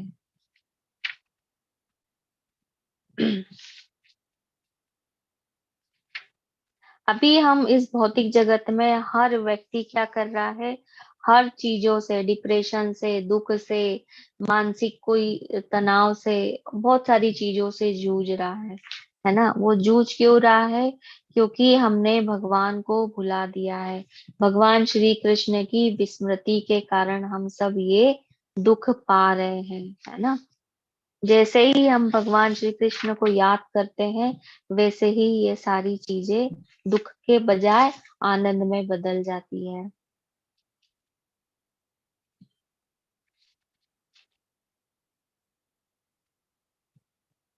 हरे कृष्णा संजय प्रभु। हरे कृष्णा माता जी, दंडवत प्रणाम। जी दंडवत प्रणाम प्रभु जी। माता जी, थोड़ा हम क्विज का स्टार्ट करें, तो आप थोड़ा सा क्विज के बारे में बता दीजिए। जी जी तो प्रभु जी। काफी लोग फिर लेफ्ट हो जाते हैं। जी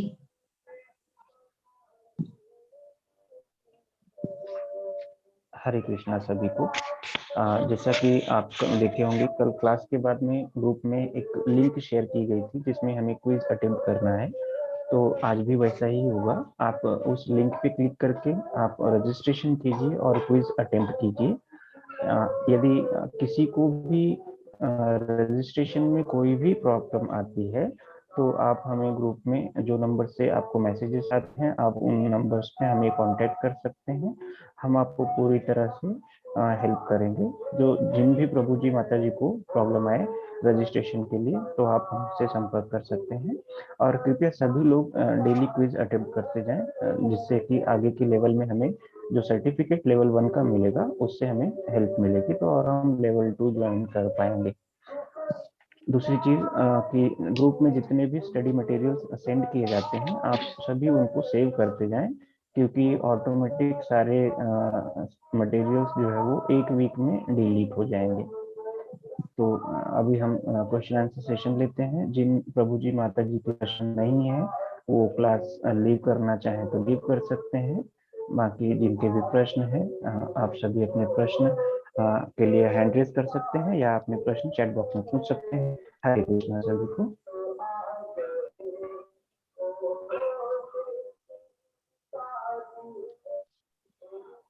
माता जी, थोड़ा बैकग्राउंड डिस्टर्बिंग है आज, तो क्षमा कीजिएगा। जी जी प्रभु जी, कोई बात नहीं। हरे कृष्णा। विष्णु सिन्हा प्रभु जी, प्लीज अनम्यूट कीजिए।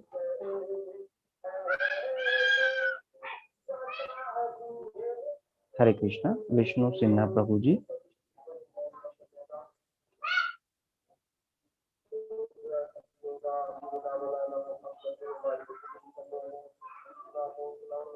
कृष्णा। धीरेन्द्र चौधरी प्रभु जी, प्लीज अनम्यूट कीजिए।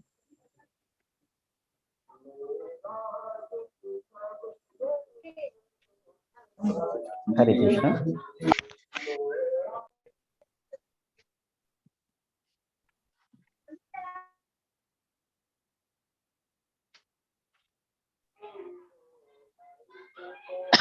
हरे कृष्णा। रंजन रावल माता जी, प्लीज अनम्यूट कीजिए।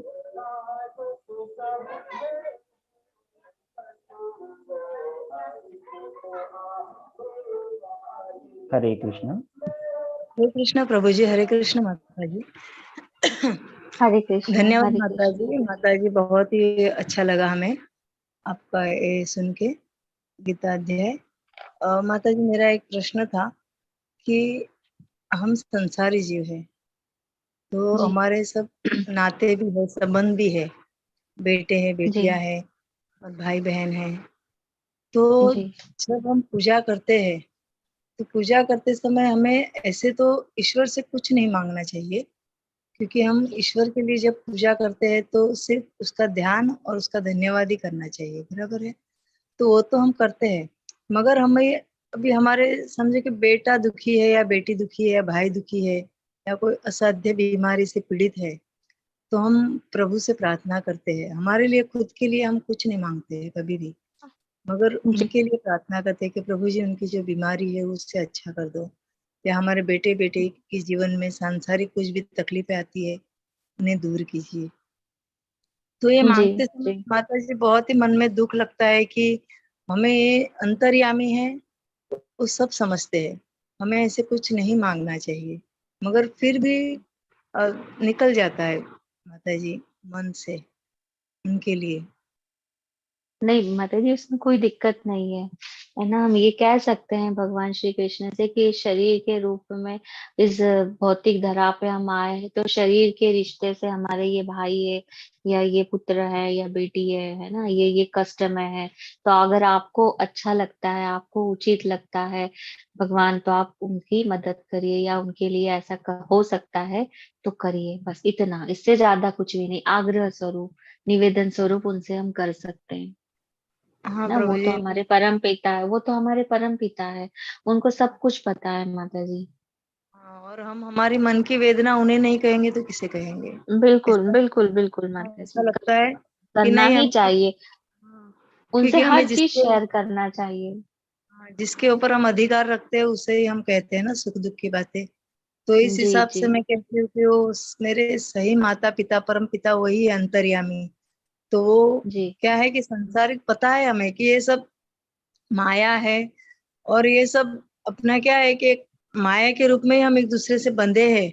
मगर क्या है कि हम पामर जीव है, तो मन जी खींचता है और मन में दुख भी होता है। समझते हैं कि हर एक व्यक्ति अपने कर्म के हिसाब से सुख दुख भोगता है, मगर क्या है कि उसके कारण अपने माता पिता दुखी होते हैं, तो मन में बहुत ही दुख होता है।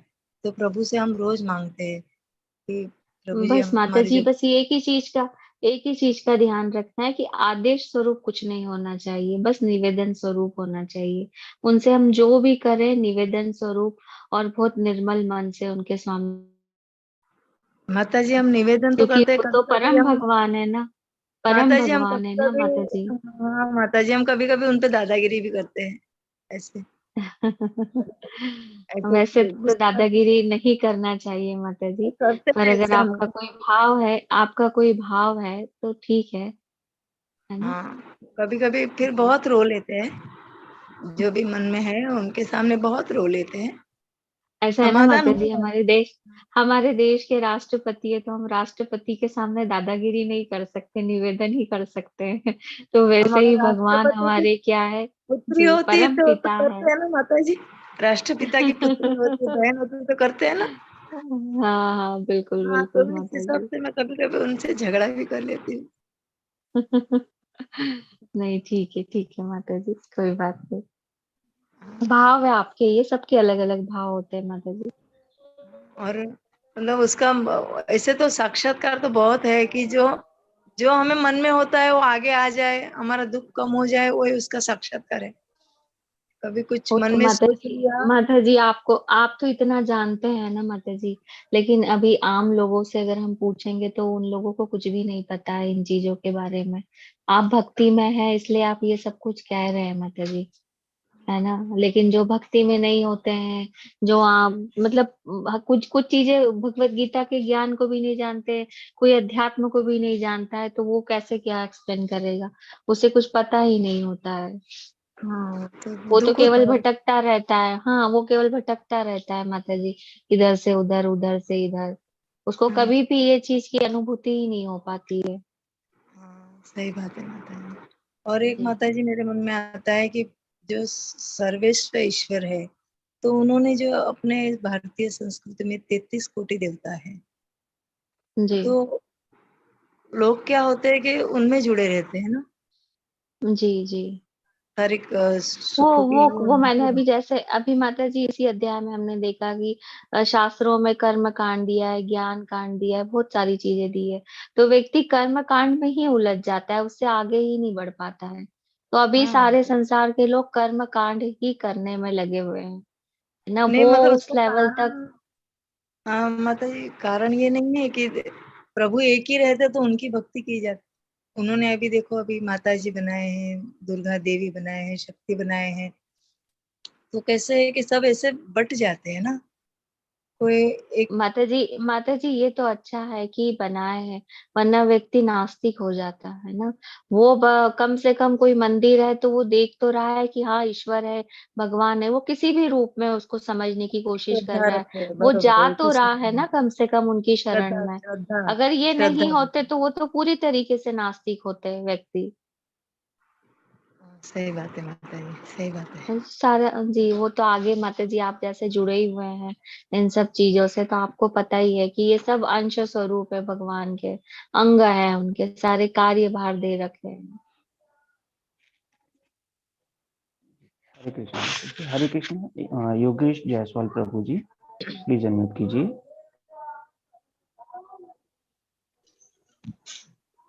हरे कृष्णा। हरे कृष्ण माता जी। हरे कृष्ण जी, हरे कृष्ण प्रभु जी। आज का जो भगवत गीता का अध्याय था वो बहुत ही अच्छा था। बहुत कुछ उसमें सीखने मिला हमें माता जी। जी प्रभु जी, ऑल ग्लोरीज और श्री प्रभुपाद जी, हम सब श्रीला प्रभुपाद जी के बहुत बहुत आभारी है, जो हमें जितना भी समझ में आया उन्हीं की कृपा से आया है। भगवत गीता को समझना आसान नहीं है। हाँ तो हाय, जी हमने कल ही आपको सुना था कि भगवत गीता एक बार नहीं 6 बार सुनने से वो प्राप्त होती है। लेकिन जी आप जी आपके जो वॉइस, आपके जो हम सुन रहे थे उसमें बहुत हमको सुनने में ज्यादा इंटरेस्टेड आ रहा है, हो रहा है। जी प्रभु जी। जिस तरह अर्जुन बार बार श्री कृष्ण से प्रश्न पूछ रहे हैं कि मैं युद्ध नहीं कर सकता, लेकिन फिर भी श्री कृष्ण उनको समझाने की कोशिश कर रहे हैं कि तुम्हें युद्ध करना ही पड़ेगा। जी तो ऐसा ही हमारे जीवन में कभी कभी कुछ स्थिति बन जाती है, तो जी हमने तो इसका अनुग्रह हम कर सकते हैं श्री कृष्ण और अर्जुन के जैसे कि बिल्कुल बिल्कुल। अगर हम कोई कभी कोई मुसीबत में आ जाते तो मुसीबत के समय हम अपने बड़ों का बड़ों से प्रश्न पूछ सकते हैं। उनका उनसे जो जितना पॉसिबल हो सके उतना हम कर सकते हैं उनसे। जी जी प्रभु जी, हमें जिस तरह हमारे जो भी एक आध्यात्मिक गुरु होना चाहिए प्रभु जी हमारे लाइफ में, हमारे जीवन में, है ना, जो हमारे अध्यात्म को समझने में, हमारे जीवन की कुछ ऐसी समस्याओं को समझने में और इस जीवन को जीने में हमारी मदद करे प्रभु जी। गुरु, साधु या शास्त्र, इनका सहारा हमें लेना चाहिए। साधु से इन द सेंस वैष्णव, इनके तो संपर्क में हम लोगों को रहना चाहिए। हमारे जीवन में गुरु साधु इनका बहुत ही बड़ा महत्व होता है। जी जी, इसी से हम समझ सकते हैं। तो कभी कभी हम समझे फॉर एग्जाम्पल कभी क्रोध आ जाता है तो उस पर कंट्रोल करने के लिए थोड़ा हमको थोड़ा शांत होना चाहिए। जी जिस तरह भगवद गीता में कहा गया है कि बहुत श्री कृष्ण को क्रोध आता है, क्रोध आने के बावजूद भी वो क्या करते हैं, बार बार समझने की कोशिश करती है कि सामने वाली जो है हमारे, वो हमारे भाई बंदी है। फिर भी वो जी न चाहते हुए भी उन पर युद्ध नहीं करना चाहते। लेकिन फिर उनको लग रहा है कि अगर इनके साथ युद्ध नहीं करेंगे तो हम ये बच जाएंगे। और ऐसा उनको लग रहा है इससे, अर्जुन को। इनको, अर्जुन को ऐसा लग रहा अर्जुन है, को कि लेकिन अगर युद्ध करना, हाँ युद्ध करना उनका कर्तव्य है ना प्रभु जी। हाँ कर्तव्य तो क्षत्रिय है है, ही, वो भाग तो क्षत्रिय। सकते नहीं है। जी जी, भगवान यही उनको बार बार याद दिला रहे हैं कि अपना निर्धारित कर्तव्य करो, है ना। तो वैसे ही हम इस भौतिक संसार में है तो निर्धारित कर्तव्य तो हमें करना ही है हमारे, हाँ है ना, जो हमारे भी हमारे कर्तव्य है, जो भी ड्यूटीज है। लेकिन साथ में हमें भगवान को नहीं भूलना है ना, भगवान से जुड़े हुए रहना है। लेकिन आज व्यक्ति ये नहीं कर रहा है, वो निर्धारित ड्यूटीज में उलझा हुआ है। भगवान के हाँ सामने 2 मिनट खड़ा हो गया, हाथ हाथ जोड़ लिया, बस हो गया, उनके बस लिए वो उतना ही कार्य बहुत कर कुछ रहा है, हो दो गया। मिनट के लिए सिर्फ भगवान अपना उतना ही कर रहा है। जी, सिर्फ मंदिर मंदिर भी दिखा जा रहा है, घंटी घंटी बजाई, भगवान के दर्शन किए और आ गया। तो वास्तव में वो नहीं है, भगवान से वो जुड़ाव है ही नहीं ना। हम हाँ भगवान को भूल चुके हैं और इसी देखो कारण से हम सब दुखी हैं, है ना। वास्तव में कोई भी, हर कोई व्यक्ति किसी न किसी तरीके से दुख में तो जरूर है। क्योंकि वो भगवान से बहुत दूर चल जा रहा है, आध्यात्मिक जी जीवन में बहुत जी दूर जी चल जा रहा जी जी। व्यक्ति के 24 घंटों में से कुछ घंटे भगवान के लिए, है ना, है। देना अध्यात्म चाहिए, के लिए भी देना होना चाहिए देना प्रभु चाहिए। जी, बिल्कुल। जी क्योंकि भगवान आजकल हमने देखा है कि 33 कोटि भगवान हम बोलते हैं, 30 कोटि भगवान है, हम सही है वो, क्योंकि हम 33 कोटि जब हमारा जन्म होता है तो हम उसमें से आते हैं, समझा। तो हमको जो ये यहाँ पर जन्म मिला है, तो बहुत ही जी हमको शुक्रिया है कि भगवान का, कि उन्होंने हमको जन्म दिया है। लेकिन कुछ कुछ लोग ऐसे होते हैं कि वो जन्म का वो वो पूरा ये नहीं फायदा नहीं उठाते उसका, वो अलग बहुत ही जी अलग इसमें चल जाते हैं। प्रभु जी, बहुत सारे हम समझिए व्यक्ति इतने उसमें हाई टेक्नोलॉजी में चले गए हैं कि वो अब, है ना, ये चीजें समझ ही नहीं पा रहे हैं, है ना। और वो आध्यात्म टेक्नोलॉजी समझ नहीं जरूर रहे, आ गई, हाँ, हो गई है, लेकिन वो दुखी भी है ना, कष्ट में भी है, लेकिन वो कष्टों का निवारण उनको दुखी भी पता ही नहीं है। गलत रास्ते अपना रहे हैं, कोई ड्रिंक कर रहे हैं, जो भाई हाई गलत रास्ते। टेक्नोलॉजी में है तो उतना वर्क भी करना पड़ रहा है उन लोगों को, सब कुछ करना पड़ रहा है, ज्यादा पैसा कमाने के लिए ज्यादा मेहनत करना पड़ रहा है, लेकिन उस चीज को, दुख को या मेहनत करना पड़ती है। डिप्रेशन को, हाँ, उन सब चीजों से दूर कैसे हो रहे हैं, वो ड्रिंक करके, गलत आदतों को यूज करके, है ना। तो इस तरीके के व्यक्ति अपने आप का पतन कर रहे हैं।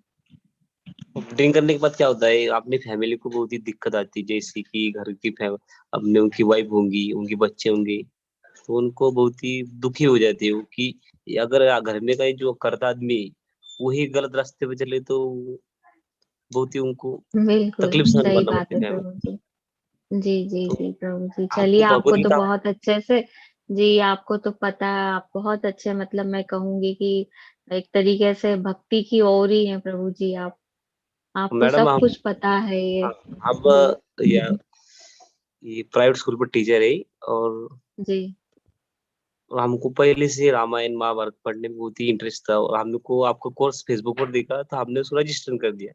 तो हम जी जी आपका बहुत इंटरेस्ट है, इस तरह की 8वां दिन हम हमको पूरा सुनना ही है, और उससे जितना ज्ञान, जितना हमको ज्ञान आए जीवन में, उतना हम प्राप्त करें, ऐसा हमको आपकी तरफ से सुझाव है।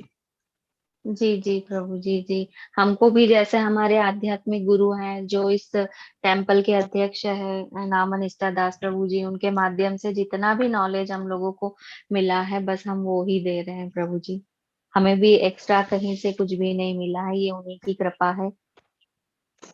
तो बहुत ही अब अच्छा हमको समझे जैसे जो भगवत गीता। जैसे जैसे आपको लिंक मिली, वैसे ही हमको भी यही उसी के माध्यम से हमें ये ज्ञान मिला है प्रभु जी। मैडम वो क्विज हमने कल कुछ देखी नहीं, जो क्विज वो कैसे, उसकी प्रोसेस कैसी है, वो आपने कुछ देखी नहीं कल, जो क्विज के संजय बारे में। प्रभु जी, हरे कृष्णा। आप जी प्रभु हरे जी को आप कृष्णा माता बताइए जी, कि हरे उसके कृष्णा बारे में। प्रभु जी। हरे प्रभु जी, कृष्णा। उसमें लिंक में जैसे आप क्लिक करेंगे तो उसमें जो पेज ओपन होगा, उसको थोड़ा सा आप स्क्रॉल डाउन करेंगे तो रजिस्टर करके एक वहाँ पे आपको पॉपअप दिखेगा। आप उस पर क्लिक करके रजिस्ट्रेशन कीजिएगा। बहुत सारी चीजें वहाँ पे नहीं पूछी जाएंगी, बस आपका यूजर नेम पूछा जाएगा जो आपको रखना रहेगा, आपका ईमेल आईडी, और आप पासवर्ड सेट करके उसको सबमिट कर देंगे तो आपका रजिस्ट्रेशन हो जाएगा। और जैसे ही रजिस्ट्रेशन होता है तो आप जो कोर्स हम कर रहे हैं अभी, अंडरस्टैंडिंग भगवत गीता इन 18 डेज, हिंदी का कोर्स आप वहां से सिलेक्ट करके उसके क्विज स्टार्ट कर सकते हैं। बिल्कुल सिंपल है प्रभु जी। और जो वो लिंक लिंक दी आएगा गई है, जी अभी हम क्लास के एंड में हम शेयर कर देंगे प्रभु जी। अगर जैसे कल लिंक में हमने, कोई कंफ्यूजन आता भी है तो उसके जस्ट नीचे वाला जो लिंक है उसमें एक वीडियो दिया हुआ है, तो आप उसको देख के भी उसको फॉलो कर सकते हैं प्रभु जी। जी प्रभु जी। प्रभु जी इससे सर्टिफिकेट मिलेगा हमको ये अध्ययन का। जी प्रभु जी, जैसे ही पूरे 18 डेज के क्विज कंप्लीट हो जाएंगे, वहीं पर आपको सर्टिफिकेट जनरेट होगा, आप वहां से डाउनलोड कर सकते हैं। कल का हम क्विज दे सकते हैं, पर कल का क्विज दे सकते जी हैं। प्रभु जी, कल का भी आप दे सकते हैं, आज का भी दे सकते हैं। हम कंबाइन 1-2 दिन का, 3 दिन का, 4 दिन का सब एक साथ भी दे सकते हैं प्रभु जी, उसमें कोई प्रॉब्लम नहीं है। आप एक साथ भी 2 दिन 3 दिन का दे सकते हैं। माता जी प्रभु हम, जी, एक बात माता जी और बहुत ही, बात कहना चाह एक बात और बताना चाहूंगी प्रभु जी। यहाँ अभी जो बोले 18 माता डेज जी। का कोर्स है, 18 दिन का ये जो कोर्स है, उसमें बहुत मुख्य मुख्य श्लोका बताए जा रहे हैं, लेकिन जैसे ही आप लेवल 2 ज्वाइन करेंगे, आपको विस्तृत रूप से जानने को मिलेगा भगवत गीता के बारे में। तो आप सभी 18 डेज का कोर्स करिए और लेवल 2 जरूर ज्वाइन करिए। करेंगे ना, अब ये जरूर करेंगे। जी जी जी बिल्कुल जी। हरे बहुत ही अच्छी कृष्णा आप प्रभु जी, जानकारी दी। हरे कृष्णा। हरे कृष्णा। धन्यवाद प्रभु जी। हरे कृष्णा, धन्यवाद। हरे कृष्णा। रिया रॉय माता जी प्लीज अनम्यूट कीजिए।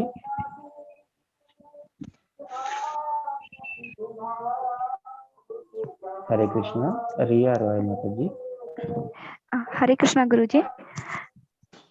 मेरा हरे कृष्णा मेरा माता जी। सवाल, हाँ, मेरा सवाल ये था कि अध्याय जो 2 है उसमें आत्मा को शाश्वत बताया गया है, तो मुझे शाश्वत का थोड़ा अर्थ अच्छे से जानना है। और इसमें बताया गया है कि हमें भगवान को मानना है, गुरु बनाना है। गुरु मीन्स क्या है? अध्यात्म गुरु मतलब क्या है? और हम कर्म कांड के साथ साथ अध्यात्म से कैसे जुड़ सकते हैं? मतलब अध्यात्म कहने का मतलब क्या है? मंदिर जाना या फिर भगवान का पूजा करने से है? अभी हम लोग जैसे अध्यात्म जुड़ने का मतलब समझते हैं कि मंदिर चले जाना, भगवान का पूजा कर लेना, घर में जैसे हम लोग पूजा करते हैं वैसे, तो यही अध्यात्म है।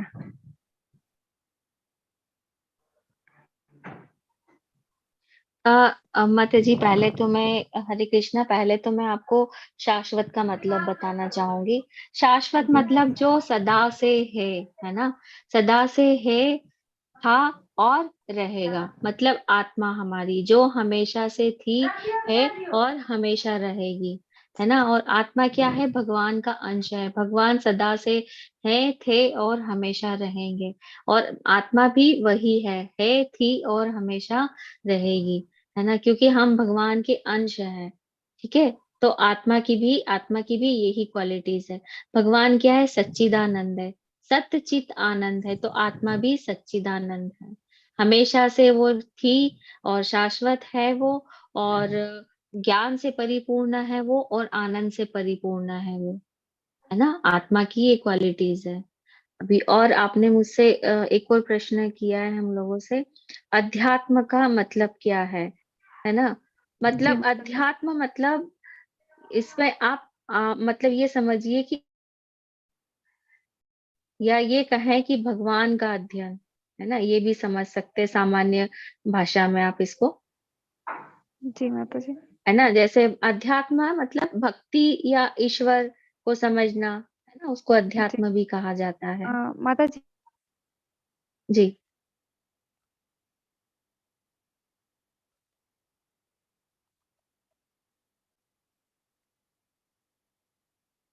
हरे कृष्णा। माता जी मेरी आवाज आ रही है? हाँ जी जी माता जी। हाँ हाँ, मेरे कहने का मतलब है कि हम जैसे अपना घर ऑफिस सारा काम कर रहे हैं, उसके साथ साथ भगवान से जुड़ना चाह रहे हैं, तो उसका मतलब क्या है कि हम डेली पूजा करते हैं जो घर में वो, या फिर डेली मंदिर जाना, ये सब जुड़ना अध्यात्म है? भगवान से जुड़ने मीन्स, और गुरु गुरु बनाने, तो हम गुरु कैसे मान रहे? भगवान कृष्ण को गुरु मान सकते हैं? भगवान कृष्ण तो गुरु, हमारे एक चैत्य गुरु के रूप में माता जी हमारे जी अंदर मौजूद है ना। परमात्मा के रूप जी में हमें गाइड करते हैं।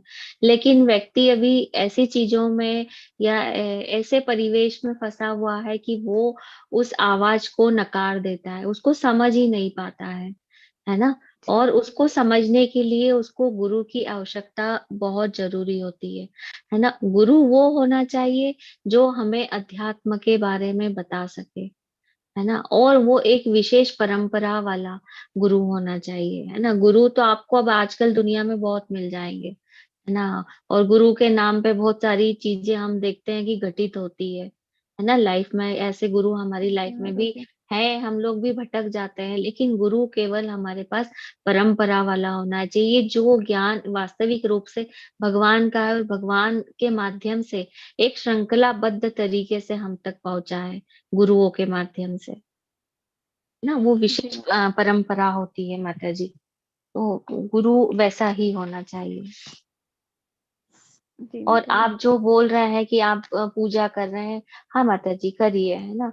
लेकिन आप ये पहले समझिए कि भगवान कौन है, देवी देवता कौन है है ना। अभी आप इसमें जैसे ही 18 डेज तक रुकेंगे तो ये सारी चीजें आपको पता होगी, है ना। भगवत गीता के माध्यम से ही बताई जाएगी कि भगवान स्वयं क्या बता रहे हैं उसमें, है ना, कि भगवान कौन है, देवी देवता कौन है, किसकी पूजा करना चाहिए, किसकी किस तरीके से पूजा करना चाहिए, कर्म कांड क्या है, ज्ञान क्या कांड क्या है ना, भक्ति योग क्या है, ये सारी चीजें भगवान बताने वाले हैं।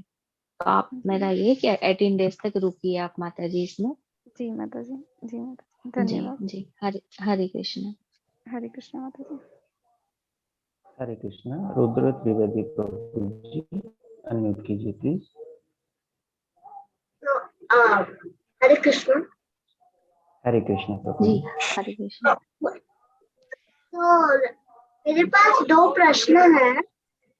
वैसे ये अंश मतलब क्या होता है?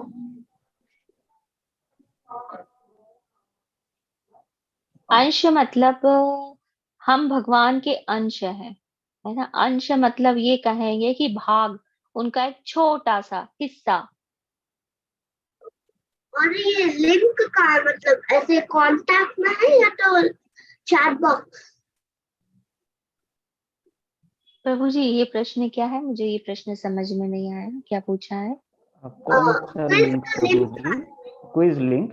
क्विज लिंक अभी हम क्लास के बाद ग्रुप में शेयर करेंगे। जी, पीपीटी के साथ में ही लिंक शेयर कर दी जाएगी, तो आप वहां से रजिस्टर कर सकते हैं।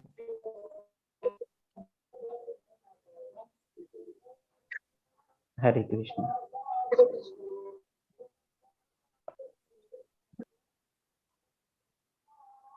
हरे कृष्ण। आनंद प्रभु जी प्लीज अनम्यूट कीजिए।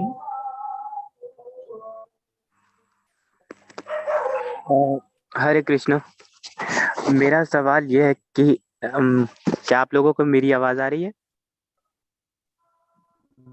हेलो। हाँ जी प्रभु जी। जी हाँ, मेरा सवाल ये पूछना है कि जैसे हमारे धर्म ग्रंथ में कहीं भी ऐसा नहीं प्रचार करने का, ऐसा नहीं कन्वर्ट करने का, जैसा क्रिश्चियन मिशनरीज करते हैं या बुद्धिस्ट लोग अपने धर्म का प्रचार किए और भारत में बुद्धिज्म आया और पूरे दुनिया में ईस्ट एशियन कंट्रीज में वो फैल चुका है। तो हमने अपने धर्म को कभी प्रचार नहीं किया। मैं देखता हूँ अब कि इस्कॉन के हेल्प से रशिया और यूके, यूनाइटेड किंगडम से ऐसे देशों में हमारा कृष्ण भगवान को लोग अब जानने लगे हैं, पूजते हैं और मानते हैं। तो क्या हम लोगों का ये दायित्व नहीं होना चाहिए कि हम लोग अपने धर्म का प्रचार करें, और प्रचार नहीं करें तो कम से कम अपने धर्म का जो अच्छाई है लोगों तक पहुंचाने की कोशिश करें। जैसे अगर हम अपना नॉलेज को अपने पास रखते हैं और हम भगवान को मानते भी हैं, बट उनके बताए हुए मार्गों को हम दूसरे तक शेयर नहीं करते, तो शायद बाहर के देश वालों को ये सब नॉलेज कभी मिलता नहीं, तो वो हमारे धर्म के बारे में उतना नहीं जानते। बट जैसा कि जो भी मिशनरीज वाले जो धर्म है, जिन्होंने अपने धर्म का प्रचार किया, तो जैसे कि क्रिश्चियनिटी हो, इस्लाम हो या फिर बुद्धिज्म हो, तो ये बहुत ज्यादा देशों में फैल चुका है। तो क्या हमें हमें भी ऐसा नहीं करना चाहिए? जी प्रभु जी, आपके बहुत अच्छे विचार है ना, आपने बहुत अच्छा बताया ये। बिल्कुल करना चाहिए प्रभु जी, है ना। लेकिन ये बुद्धिस्ट है, क्रिश्चियन है, इस्लाम है ना, ये धर्म नहीं है। धर्म तो केवल एक ही है, सनातन धर्म, है ना। और सनातन धर्म से ही ये सारी चीजें निकली हुई है, इसको बांट लिया गया है ना, पहली बात। दूसरी बात प्रभु जी, मैं यहाँ ये कहना चाहूंगी कि जो सनातन धर्म है, इसमें भ्रांतियां बहुत सारी आ चुकी है ना। अभी आज के परिप्रेक्ष्य में मैं अगर बताऊं तो, इस कलयुग वाले परिप्रेक्ष्य में बताऊं तो, कि भ्रांतियां अगर हो चुकी है, तो अगर आप किसी को बताने भी चाहेंगे कि भगवान श्री कृष्ण परम भगवान है, तो पहले तो वो इस सत्यता को शायद स्वीकार न कर सके, है ना। उसको स्वीकार करने में टाइम लगेगा प्रभु जी। और वैसे करना चाहिए प्रचार प्रसार, एक नॉर्मल वे में बताना चाहिए लोगों को, है ना। लेकिन भगवान श्री कृष्ण परम भगवान है, इस तथ्य को स्वीकार करना शायद अभक्त के लिए बहुत मुश्किल होता है प्रभु जी। हम लोग ये देख रहे हैं इस चीज में। लेकिन आपके विचार काफी अच्छे हैं कि हमें हमारे धर्म का, हमारे सनातन धर्म का प्रचार करना चाहिए, जो इस्कॉन कर रहा है ना, धीरे धीरे कर रहा है। लेकिन जो भक्त होगा वो खुद ब खुद जुड़ जाएगा और जुड़ेगा वो श्री कृष्ण से।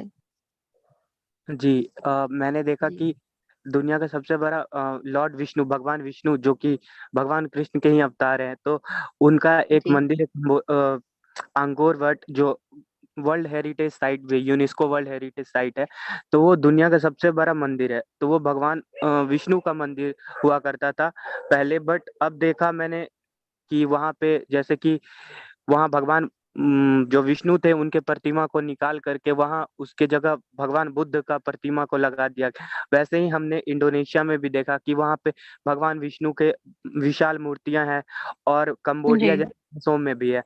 तो यहाँ जैसे ही बुद्धिज्म आया तो वो लोग विष्णु भगवान की मूर्तियों को देख करके वो बोलते हैं कि ये भगवान बुद्ध है, बट उनको नहीं पता कि वो भगवान विष्णु है। तो ये हमारा कर्तव्य होना चाहिए कि उन लोगों को सही जानकारी पहुंचाएं कि जिसको तुम भगवान विष्णु को जो तुम बुद्ध बोल रहे हो वो भगवान विष्णु है। और यहाँ तक कि अंकोर वट के दीवार पे पूरा रामायण का इनक्रिप्ट करके वहाँ उसके दीवार पे पूरा लिखा गया है। तो ये तो हमारा भी कर्तव्य होता है कि हम अपने धर्म के बारे में लोगों को जी बताएं। जी हमारे धर्म को हम बचाएं, बिल्कुल प्रभु जी, बिल्कुल होता ही है और करना ही चाहिए, हर सनातनी को ये करना चाहिए, है ना।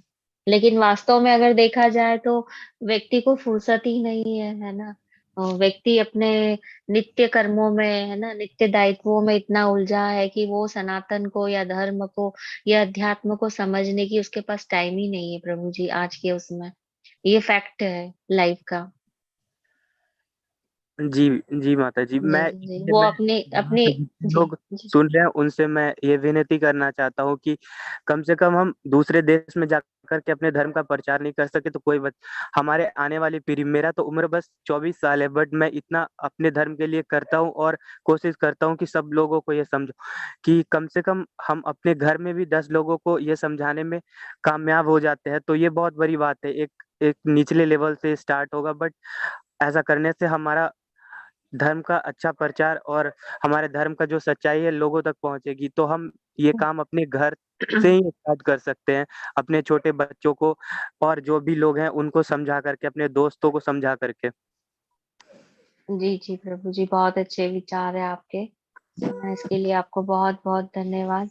और बिल्कुल आप भी अगर किन्हीं किन्हीं से जुड़े हुए हैं तो बिल्कुल अपने धर्म के बारे में बताना चाहिए उन्हें, जहां भी आप रहते हैं, जो भी आप करते हैं। वर्किंग में है तो वर्किंग प्लेस पे बताइए, है ना, लेकिन धर्म को पकड़ के रखिए और रखना चाहिए। जी, मेरा सवाल जी खत्म होता है, अब किसी और को मौका दे दीजिए। जी जी ओके, हरे कृष्ण। हरे कृष्ण। हरे कृष्ण माता जी। माता जी, यशवंत प्रभु जी का प्रश्न है कि एक प्रभु जी का कहना है कि अ, प्रभु जी शिष्य हैं किसी इसमें, तो प्रभु जी को ऐसा उनके रिलेटिव बोलते हैं कि उन्हें दीक्षा ले लेनी चाहिए, लेकिन प्रभु जी का डाउट ये है कि प्रभु जी बिजनेस लाइन में है, तो उनका व्यापार जो है वो व्यापार में भी जुड़े रहना चाहते हैं। तो ऐसा बोला जाता है कि क्या दीक्षा उचित रहेगा उनके लिए? हाँ अभी जैसे मैंने अभी भगवान ने भी, अर्जुन ने भी गुरु के रूप में भगवान श्री कृष्ण को स्वीकार किया, है ना। तो गुरु स्वीकार करने से पहले थोड़ा चेक करना चाहिए कि वो जो गुरु है वो किस परंपरा से है ना। भगवान ने आगे बताया है, आगे के अध्यायों में भगवान बताएंगे कि 4 परंपराएं हैं जिसके माध्यम से हम ये भगवान का ज्ञान ले सकते हैं, जो भगवान ने ज्ञान दिया है अध्यात्म का, भगवत गीता का ज्ञान कहो या आध्यात्मिक ज्ञान कहो, है ना। तो ये 4 परंपराएं ही मूल रूप से हैं, है ना। तो आप देखिए कि आप जो गुरु स्वीकार करने वाले हैं, पहले जांचिए आप कि वो गुरु क्या इन परंपराओं के अंतर्गत है ना। प्रमाणिक गुरु होना चाहिए, है ना। प्रमाणिक नहीं है तो फिर थोड़ा सा डाउटफुल है, क्योंकि गुरु अगर इन्हीं परंपराओं के माध्यम से है तो वो ज्ञान हम तक सही रूप से आएगा, एज इट इज आएगा, जो भगवान द्वारा दिया गया है, न कि मिलावटी, है ना। और आज के युग में हम गुरु की स्थिति देख रहे हैं कि तथाकथित गुरु किस रूप में हमारे सामने मौजूद है ना। कुछ गुरु धन के लिए गलत चीजों का प्रचार प्रसार करते हैं, है ना, शिष्यों को, या ये कहे कि लोगों को भ्रमित करते हैं, वो कर्म कांड की तरफ अग्रसित कर देते हैं, है ना। लेकिन गुरु का कर्तव्य क्या है कि भगवान के बारे में, जो ईश्वर है, परम सत्य है, उसके बारे में बताए, है ना, शिष्य को, अपने जो भी वो बनाते हैं, शिष्य को ये ज्ञान देते हैं। तो आप चेक करके गुरु बनाए, मेरा यही कहना है इस बारे में प्रभु जी। गुरु स्वीकार करना कोई गलत नहीं है, हर व्यक्ति के जीवन में गुरु अवश्य होना चाहिए, है ना। हरे कृष्णा। पंकज प्रभु जी प्लीज अनम्यूट कीजिए।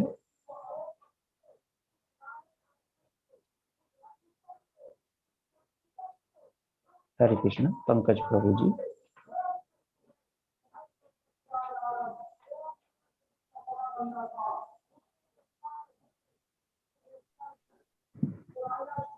Hello.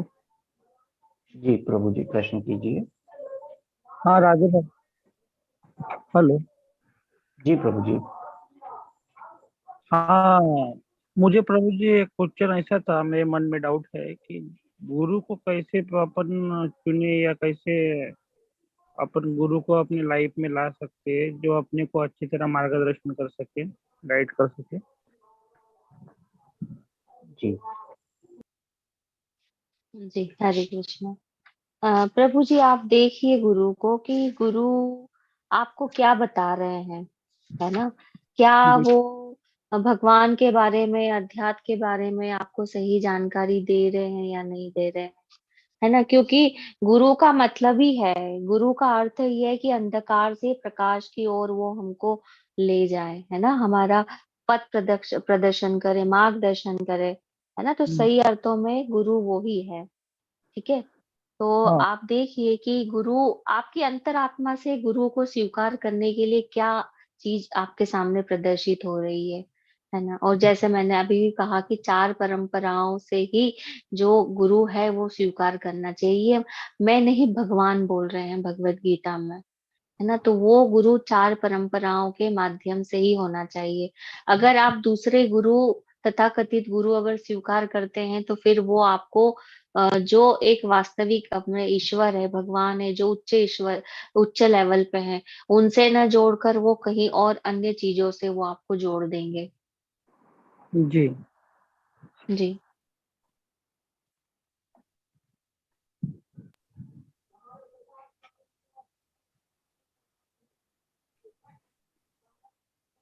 Hare Krishna. Deepak Saraswat Prabhu ji please unmute कीजिए।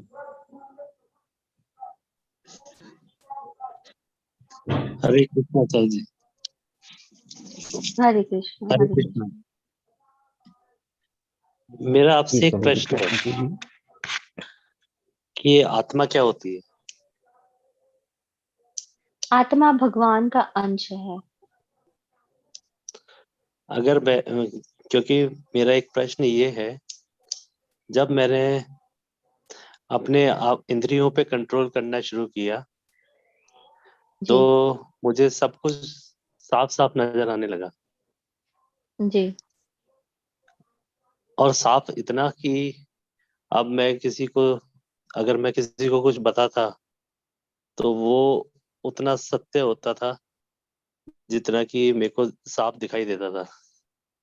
जी तो उसको मैं कैसे कंट्रोल करूं कि मैं वो उसको जो उस वक्त आने से पहले उसको ना बताऊं, क्योंकि वो तो जो उसकी लिखा हुआ है, उसकी उसके पूरे भविष्य में जो लिखा हुआ है, अगर मैं उसको वक्त से पहले पहले उसको कुछ बताने की कोशिश करता हूँ तो बहुत गलत होता है। वो मैं उस एक चेन को तोड़ रहा हूँ, जी। क्योंकि मैंने मतलब इसको आपको खुद पहले से आभास हो जाता है उस चीज का कि आभास हो उस जाता है व्यक्ति कि के साथ ये क्या चीज घटित होने वाला है। क्या घटित होने जी वाला है। जी जी जी, बहुत बहुत प्रभु मैं जी। इसका आप आप, जी आपको एक उदाहरण देता हूँ कि कुछ समय पहले, और ये इससे बहुत सारी प्रॉब्लम मुझको खुद को आई कि जैसे ही मैंने अपने इंद्रियों को कंट्रोल करना शुरू किया तो मुझे साफ नजर आने लगा कि अब क्या होगा। और मैं हर एक जी एक चलने, एक बोलने कोई बहुत दूर बोल रहा है तो वो भी मेरे को पता चलता था कि हाँ ये चीज हो रही है। तो मैं अपनी अच्छा। इंद्रियों को कैसे कंट्रोल करूं कि वो उससे ऊपर ना जाए। जैसे कि उदाहरण, किसी को मैंने बोला था कि है ना आप, क्योंकि उन्होंने, जैसे मैंने उनको देखा और मेरे को आभास हुआ कि उनके साथ ये होने वाला है, उनको मैंने बोला कि आप बस केवल 7 दिन अपने घर से बाहर ना निकलिए, नहीं तो कुछ अनहोनी होगी। और वो अच्छा। लास्ट 7th डे पे वो बाहर निकले, और उनके घर की जो छत का वो जो बाहर छज्जा होता है वो उनके पैरों के सामने आके गिर गया। तो आप बताइए मेरे को कि ये आत्मा तो ठीक है, आत्मा मेरी खुद की है, मगर जी। कहते हैं कि है ना जब हम साधना में लीन हो जाते हैं तो ये जी। इंद्रियां कैसे वश में कर सकते हैं कि वो बहुत ज्यादा आगे ना जाए। नहीं तो प्रभु जी, इंद्रियों को तो वश में करना ही है ना। जैसे अभी हम लोगों ने इस पे चर्चा की है कि इंद्रियों के स्वामी कौन है, भगवान श्री कृष्ण है ना। तो अभी आपने जी। अपनी इंद्रियों को कहाँ लगा रखा है, पहले आप ये देखिए, है ना, आपकी इंद्रियां किस ओर लगी हुई है। तो उस ओर से निकाल कर आपको श्री कृष्ण के चरणों में अपनी सारी इंद्रियों को अर्पित करना है। मैं आप जब आपको ऐसा इसका भी उदाहरण देता जी। हूँ। जब मैंने ये श्री कृष्ण के लिए ऐसा सोचना शुरू किया जी। तो मेरे को 2 जने नजर आए। जी।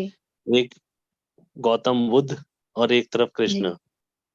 और जी। दोनों मेरे को, जब मैं सपने में बैठा था और है ना, जैसे ही मैंने आंखें बंद की और मेरे को दिखा कि वो दोनों आपस में बात कर रहे हैं और मैं उनके बीच में खड़ा हूँ। जी। मैंने कई बार कोशिश की कि ऐसा है ना, किसी गुरु से मेरे को ये पता चले कि मैं ऐसा क्यों हुआ। जी। उसका उदाहरण और भी कई जगह आए, उसके जी। उदाहरण। जी। और वो साफ साफ वैसे ही घटित हुए जैसे कि जैसे मैंने देखे थे। कुछ अच्छा। समय पहले कुछ समय पहले मैं ऐसे ही, मेरा आदत है कि मैं रोज थोड़ी सी टाइम अपने ध्यान लगाता हूँ। और ध्यान लगाते जी। वक्त अपने आप को बिल्कुल उस लेवल पे ले आता हूँ कि हाँ मैं अपने ध्यान में, मेरे को कुछ नहीं पता कि इस कमरे में कौन कहाँ चल रहा है। जी। तो जी। उसके बाद जब मैं ऐसा करता हूँ तो उससे हर एक चीज, हर एक वो मोमेंट जो कि मैं मेरे साथ होने वाले हैं वो भी मेरे को एक क्लियर होता है, पिक्चर की तरह क्लियर, दिखाई हाँ। देते हैं। तो आपके उसका माइंड के ये सामने वो उदाहरण था कि क्लियरिटी हो हाँ, जाती है। उसके उसका उदाहरण ये है कि मैं जब थोड़े दिनों पहले, इस कोरोना से पहले मैं बैठा हुआ था ऐसे ध्यान में, और अचानक मेरे को ये सपना वो दिखाई दिया कि मेरे को अब वैष्णो देवी जाना है। जी। और उस वैष्णो देवी में जाते चढ़ते चढ़ते एक जगह ऐसी आई जहाँ पे जाके मैं बैठ गया। और वहां बैठकर मैंने देखा कि है ना मेरे सामने एक बूढ़ी औरत खड़ी है, और वो मुझसे बोल रही है कि मुझे भूख लगी है और मुझे कुछ खाने के लिए दे दीजिए। मैंने बोला कि मेरे पास तो एक बिस्किट का पैकेट है, आप इसको खा लीजिए। फिर उन्होंने मुझसे प्रश्न पूछा कि आप अकेले क्यों आए, बाकी सब कहाँ गए। तो वो मेरे को लगा कि मैंने उनको बोला कि मेरे बाकी तो सब ऊपर मंदिर के दर्शन करने गए हैं। और उन्होंने मुझे प्रश्न किया कि आप क्यों नहीं गए। तो मैंने उनको बोला कि मैं इसलिए नहीं गया।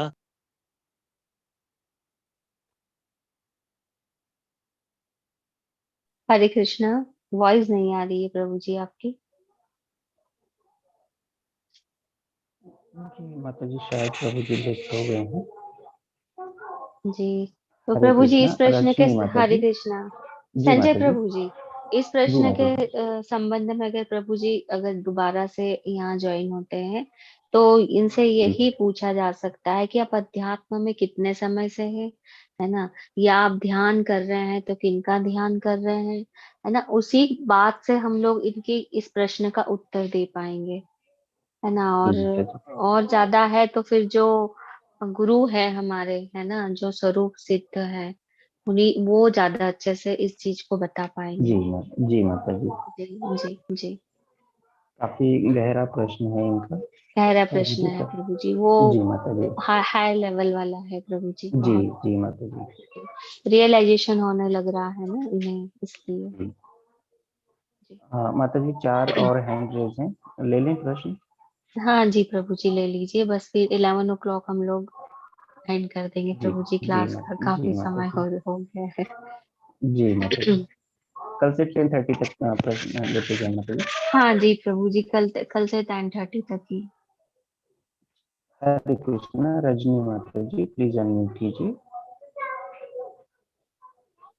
हरे कृष्णा प्रभु जी, हरे कृष्णा माता जी। हरे कृष्णा। हरे कृष्णा माता जी। माता जी एक सवाल है, देवी देवता का मंत्र करना चाहिए या नहीं?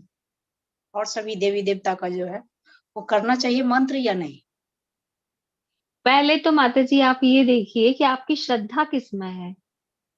कृष्णा में। कृष्णा में है तो बिल्कुल नहीं करना चाहिए माता जी, है ना। अगर फिर कृष्णा के लिए है तो फिर एक ही को आप रखिए अपने मन में, है ना, अपने अंदर, अपने हृदय में। एक ही को जगह दे सकते, इतने सारों को जगह नहीं मिल सकती माता जी। प्रेम किसी एक से ही किया जा सकता है ना, तो वो भगवान श्री कृष्ण है। हरे कृष्णा माता जी क्वेश्चन ये है कि जैसे पहले हम लोग बाकी डेमी गॉड्स का भी पूजा करते थे, जैसे माता दुर्गा जी का। दुर्गा माता का और शिव का। तो अभी अभी हम लोग कृष्ण का पूजा कर रहे हैं, तो मतलब कृष्ण का पूजा भी करते हैं, साथ में उनका भी करते हैं। तो होता क्या है कि सुबह में हमारा काफी टाइम उसमें निकल जाता है, तो शैल वी जी। Means how to balance it actually. तो प्रभु जी ये आपकी श्रद्धा पे निर्भर करता है, आपकी श्रद्धा किस में ज्यादा है। अगर आपकी श्रद्धा कृष्णा में है तो आप कृष्णा के लिए करिए, है ना। और अगर श्रद्धा उसमें भी है तो फिर आपको मैनेज करना पड़ेगा प्रभु जी माता हाँ जी। समय हाँ। नहीं मिल पाएगा, न शास्त्रों के अध्ययन के लिए समय मिल पाएगा, न कृष्णा को आप ज्यादा से ज्यादा समय दे पाएंगे, न उनकी अच्छे से सेवा कर पाएंगे, है ना। तो करेक्ट। मेरा ये व्यू है कि आपको केवल कृष्णा के लिए करना चाहिए। लेकिन माता जी अगर जो आप कृष्ण पहले से जिस गॉड का पूजा कर रहे हैं और उनका मूर्ति रखा हुआ, तो उनको तो अभी निकाल नहीं सकते ना सडनली। तो प्रभु जी जो सेवा जो अगर जो दूसरे, अगर जैसे शिव जी के कोई अगर आपके आसपास में या आपके रिलेटिव्स में उनको मानते हैं, उनकी सेवा करना चाहते हैं, तो आप वो जो डीटीज है वो उनको दे सकते हैं प्रभु जी, है ना। आप ऐसा कर सकते हैं, ताकि आपके मन में ये भी संशय न रहे कि उनकी सेवा नहीं हो रही है। और भगवान केवल एक है प्रभु जी, पहले तो ये आप अगर मान चुके हैं तो बहुत अच्छी बात है ना। ईश्वर केवल एक है, जैसे ब्रह्म संहिता में ब्रह्मा जी ने कहा है। ओके माता जी। और दूसरा माता जी, धर्म क्या है? धर्म माता जी वो है कि जो भगवान का ज्ञान दे, है ना। ईश्वर के बारे में जो बताए हम लोगों के, हम साधारण से शब्दों में, धर्म के बहुत सारे अर्थ होते हैं। धर्म वो जो उसको हम धारण कर सके, है ना। और अगर और इसको अच्छे से समझे तो वो जो हमें भगवान के बारे में बताए, है ना। और हमें जीवन जीने के लिए, इस जीवन को जीने के लिए किस चीजों का हमें प्रयोग करना है वो बता सके, वो नियम बता सके हमें, वो धर्म है जो धारण करने योग्य, अगर सरल से शब्दों में हम समझे तो। ओके, थैंक यू माता जी। जी हरे जी कृष्णा माता जी। जी, हरे कृष्णा हरे प्रभु। कृष्णा, हरे कृष्णा। Thank you.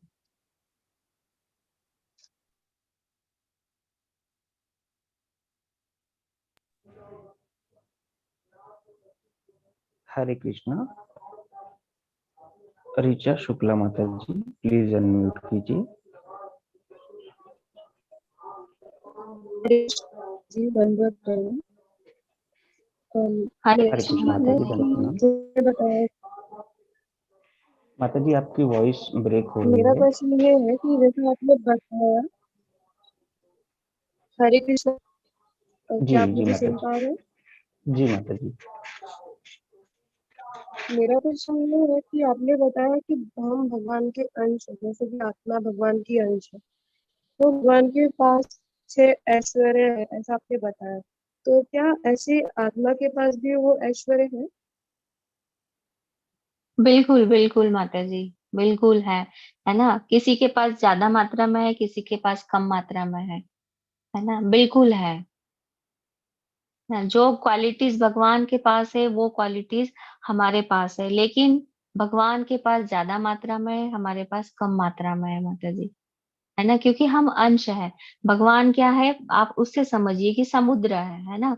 और समुद्र की एक बूंद, हम एक बूंद के रूप में है ना। समुद्र का जल कैसा होता है, खारा होता है। है ना। खारा हमारे में भी है, एक बूंद है वो भी नमकीन रहेगी, समुद्र का जल भी पूरा नमकीन रहेगा, और क्या रहेगी, जो उसकी एक बूंद रहेगी वो भी नमकीन रहेगी। लेकिन उसमें क्या रहती, मात्रा के मामले में हम लोग सीमित है ना, लेकिन सारी क्वालिटीज हमारे में भी है। ठीक है माता जी। अभी समुद्र के जल में हम बहुत सारी मिट्टी डाल देंगे तो वो गंदा नहीं होगा, लेकिन बूंद में थोड़ी सी भी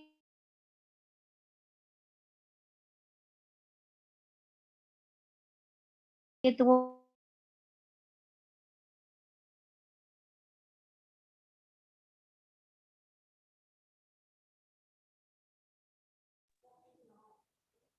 माता जी आपकी आवाज नहीं आ रही है। संजय प्रभु जी, मेरी वॉइस आ रही है? जी माता जी अभी आ रही है। हाँ, तो मैंने जो एग्जाम्पल दिया वो सुनाई दिया ना प्रभु जी? नहीं माता जी, वहीं से ब्रेक हो अच्छा गई थी आवाज। अच्छा, वो जैसे एक समुद्र है, समुद्र का जल है ना, समुद्र का जल भी खारा है, और अगर समुद्र की एक बूंद हम लोग अलग लेते हैं तो वो बूंद भी खारी है ना, नमकीन है। तो है भगवान और हमारे में गुण, भगवान के सारे हमारे में है माता जी, है ना। लेकिन ये है कि वो उनके गुण पूरी पूर्ण रूप से है, हमारे में आंशिक रूप से है, कम मात्रा में है ना। समुद्र में अगर मिट्टी डालेंगे तो वो इतनी आसानी से गंदा नहीं होगा, लेकिन बूंद में अगर मिट्टी डालेंगे तो बहुत आसानी से गंदी हो जाती, दूषित हो जाती है। तो वैसा ही हमारा हाल है, आत्मा का भी हाल यही है कि भौतिक संपर्क में जैसे ही हम आए, प्रकृति के संपर्क में हम जैसे ही आए, वैसे ही हमारी आत्मा दूषित होने लगती है। ठीक है, लेकिन गुण और क्वालिटीज के मामले में सेम है माता जी, बस मात्रा कम है हमारे पास। आप देखिएगा कि किसी व्यक्ति में कोई विशेष प्रकार का गुण है ना, कोई बहुत सुंदर है ना, तो सुंदरता भगवान के पास भी है, तो वो विशेष क्वालिटीज उस व्यक्ति के पास आ गई है ना, कि वो सुंदर है ना। कोई किसी के पास बहुत ताकत होती, बहुत बलवान होता है, तो भगवान की ये ताकत है ना। तो हम इस तरीके से समझ सकते हैं माता जी। हरे कृष्णा। जी माता जी।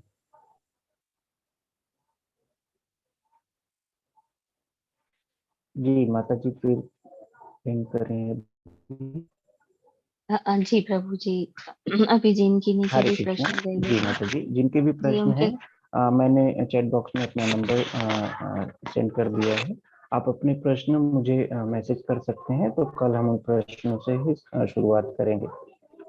हरे कृष्णा। और कृपया करें कि आपके जो प्रश्न है वो बहुत शॉर्ट में हो, जिससे हम सभी के प्रश्न ले पाएं।